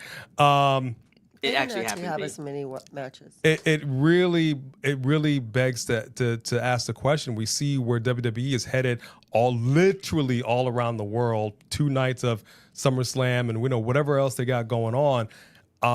I'm really wondering if everybody's going to have their real time to shine now and get that bag in AEW, and if this category is going to look very different at the end of 2025. To add on to what you're saying here, the Three Kings had this to say. He says, "That's why I said what I said. There's nothing left for him. They ran through it all. He's already doubling and tripling up on his dream matches." And that is an issue with AEW across the board, where that's all Tony does. Every Dynamite, every Collision, every Rampage, plus the pay-per-views, dream match, dream match, dream match, dream match, dream match. When we all know Triple H, you'll probably get 3 dream matches in a year. You know, Triple H doesn't. He knows what fans want to see, but he's not going to give it away on Raw or SmackDown. He will make you wait years if he has to get a dream match. And sometimes, you know, there's a double-edged sword to that as well. If you make people wait too long, they stop caring. Right. But if you're constantly just throwing it at them like it's candy, okay, you eat too much candy, what happens? You get sick. You know what I mean? So it's got to be a happy median in there somewhere. I don't know. With The Rock, the clock is ticking. My man ain't getting no younger. Right. And now his Hollywood career is kind of, you know, I don't know what's going on there. Moana did fine, but things aren't quite firing off like they used to. So it's a double-edged sword for him. Like, he ain't getting no younger. He's got that ring rust. Fire. I have no issues with the movies. I'm just talking pure box office numbers. So I'm saying, dream match. Yeah, he's gonna make you wait, but at the same time, it's like, all right, Rock, let's get you in that ring, buddy. Let's lift up those boots while you still can. Right. Don't pull another hammy. Don't pull another quad. Yeah, exactly. Okay, guys. Yeah, I was waiting for no response from Steven yet, though. Sorry about that. Look, we owe Steven an IOU. We'll have to give him a different time. We're gonna go ahead and wrap this up. We're going almost 3 hours, which, by the way, Iron Man, Iron Woman, we did that. Thank y'all so much for all of you who sat through this entire thing. You guys are amazing. I appreciate that. And as always, we gotta give the shout outs to, of course, the biggest reaction channel here in the wrestling YouTube space, A&B Combos, a wrestling edition. Thank you all so much for being here. I really wish Steven would have stayed, but before I let them plug their stuff, let me quickly, one more time, Steven Sandridge's channel is in the description box. Go subscribe to him. As a community, we need to start supporting each other, especially going into 2025. So if you love what I do here, if you love what they do here, you should really go check out Steven. And I can tell based off of the reactions, y'all definitely need to go check him out, because y'all into him. With that said, tell them where to find you. He's a GOAT. Yeah, but then I'm going to say what I'm going to say. I'm going to hand it off to B. Yes, indeed. You already know we are the most must-see wrestling review and live reaction show in all of YouTube. And we're going to be live tomorrow night from Monday Night Raw, baby. And which, by the way, we're also going to be live for the members right before we go into, because we're going to be live literally in the arena for NXT New Year's Evil. So we will be going live for the members before we actually go inside. And then we'll be back for Friday Night SmackDown. If I'm not mistaken, we have a podcast. Yes, if you're not mistaken, we have a podcast. I'm not mistaken. Yeah, we do have a podcast with the wrestling historian Steven Sandridge, and the new ones drop every Tuesday. There will be a new one dropping on Tuesday. We did discuss the rise and fall of AEW. We discussed Vince and the documentary. We've had some great conversations. You could go on any streaming platform, Spotify, Apple, wherever you stream your podcast. Look for A&B Combos Wrestling Podcast. You'll find us there. We're also on Patreon as well. There you go. And you know where to find them on YouTube. A&B Combos Wrestling Edition. All right. Yep. Thank y'all so much for being here. As you follow out, do all the YouTube things, like the video, subscribe, and click that bell to catch all my content, or our contents when it comes out. And follow us on social media, Facebook, Twitter, Instagram, TikTok. And thank you all so much for your donations. We're going to go ahead and get out of here. Happy New Year's to everybody. And I think the next time you see these guys will be tomorrow, by the way, because they're going to be live.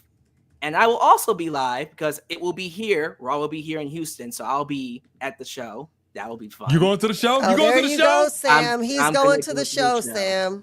Yeah. I'm going to go to the show and I'll be there live. And then I'll come home as soon as I can to do a review of the live experience. And that will be the final Raw before it goes to Netflix. And that's awesome. That's going to be crazy. So that's gonna thank be y'all all fantastic. so much for being Have here. fun, man. I'm going to have a great time. And I hope you guys have a great time for the rest of the year. Thank you to everybody in the chat. you. Love you all. Appreciate y'all. Thank you very much. And this is Just Alyx signing out with A&B Combos right here in Alyx's World, a safe space for wrestling fans like you. Oh, when you're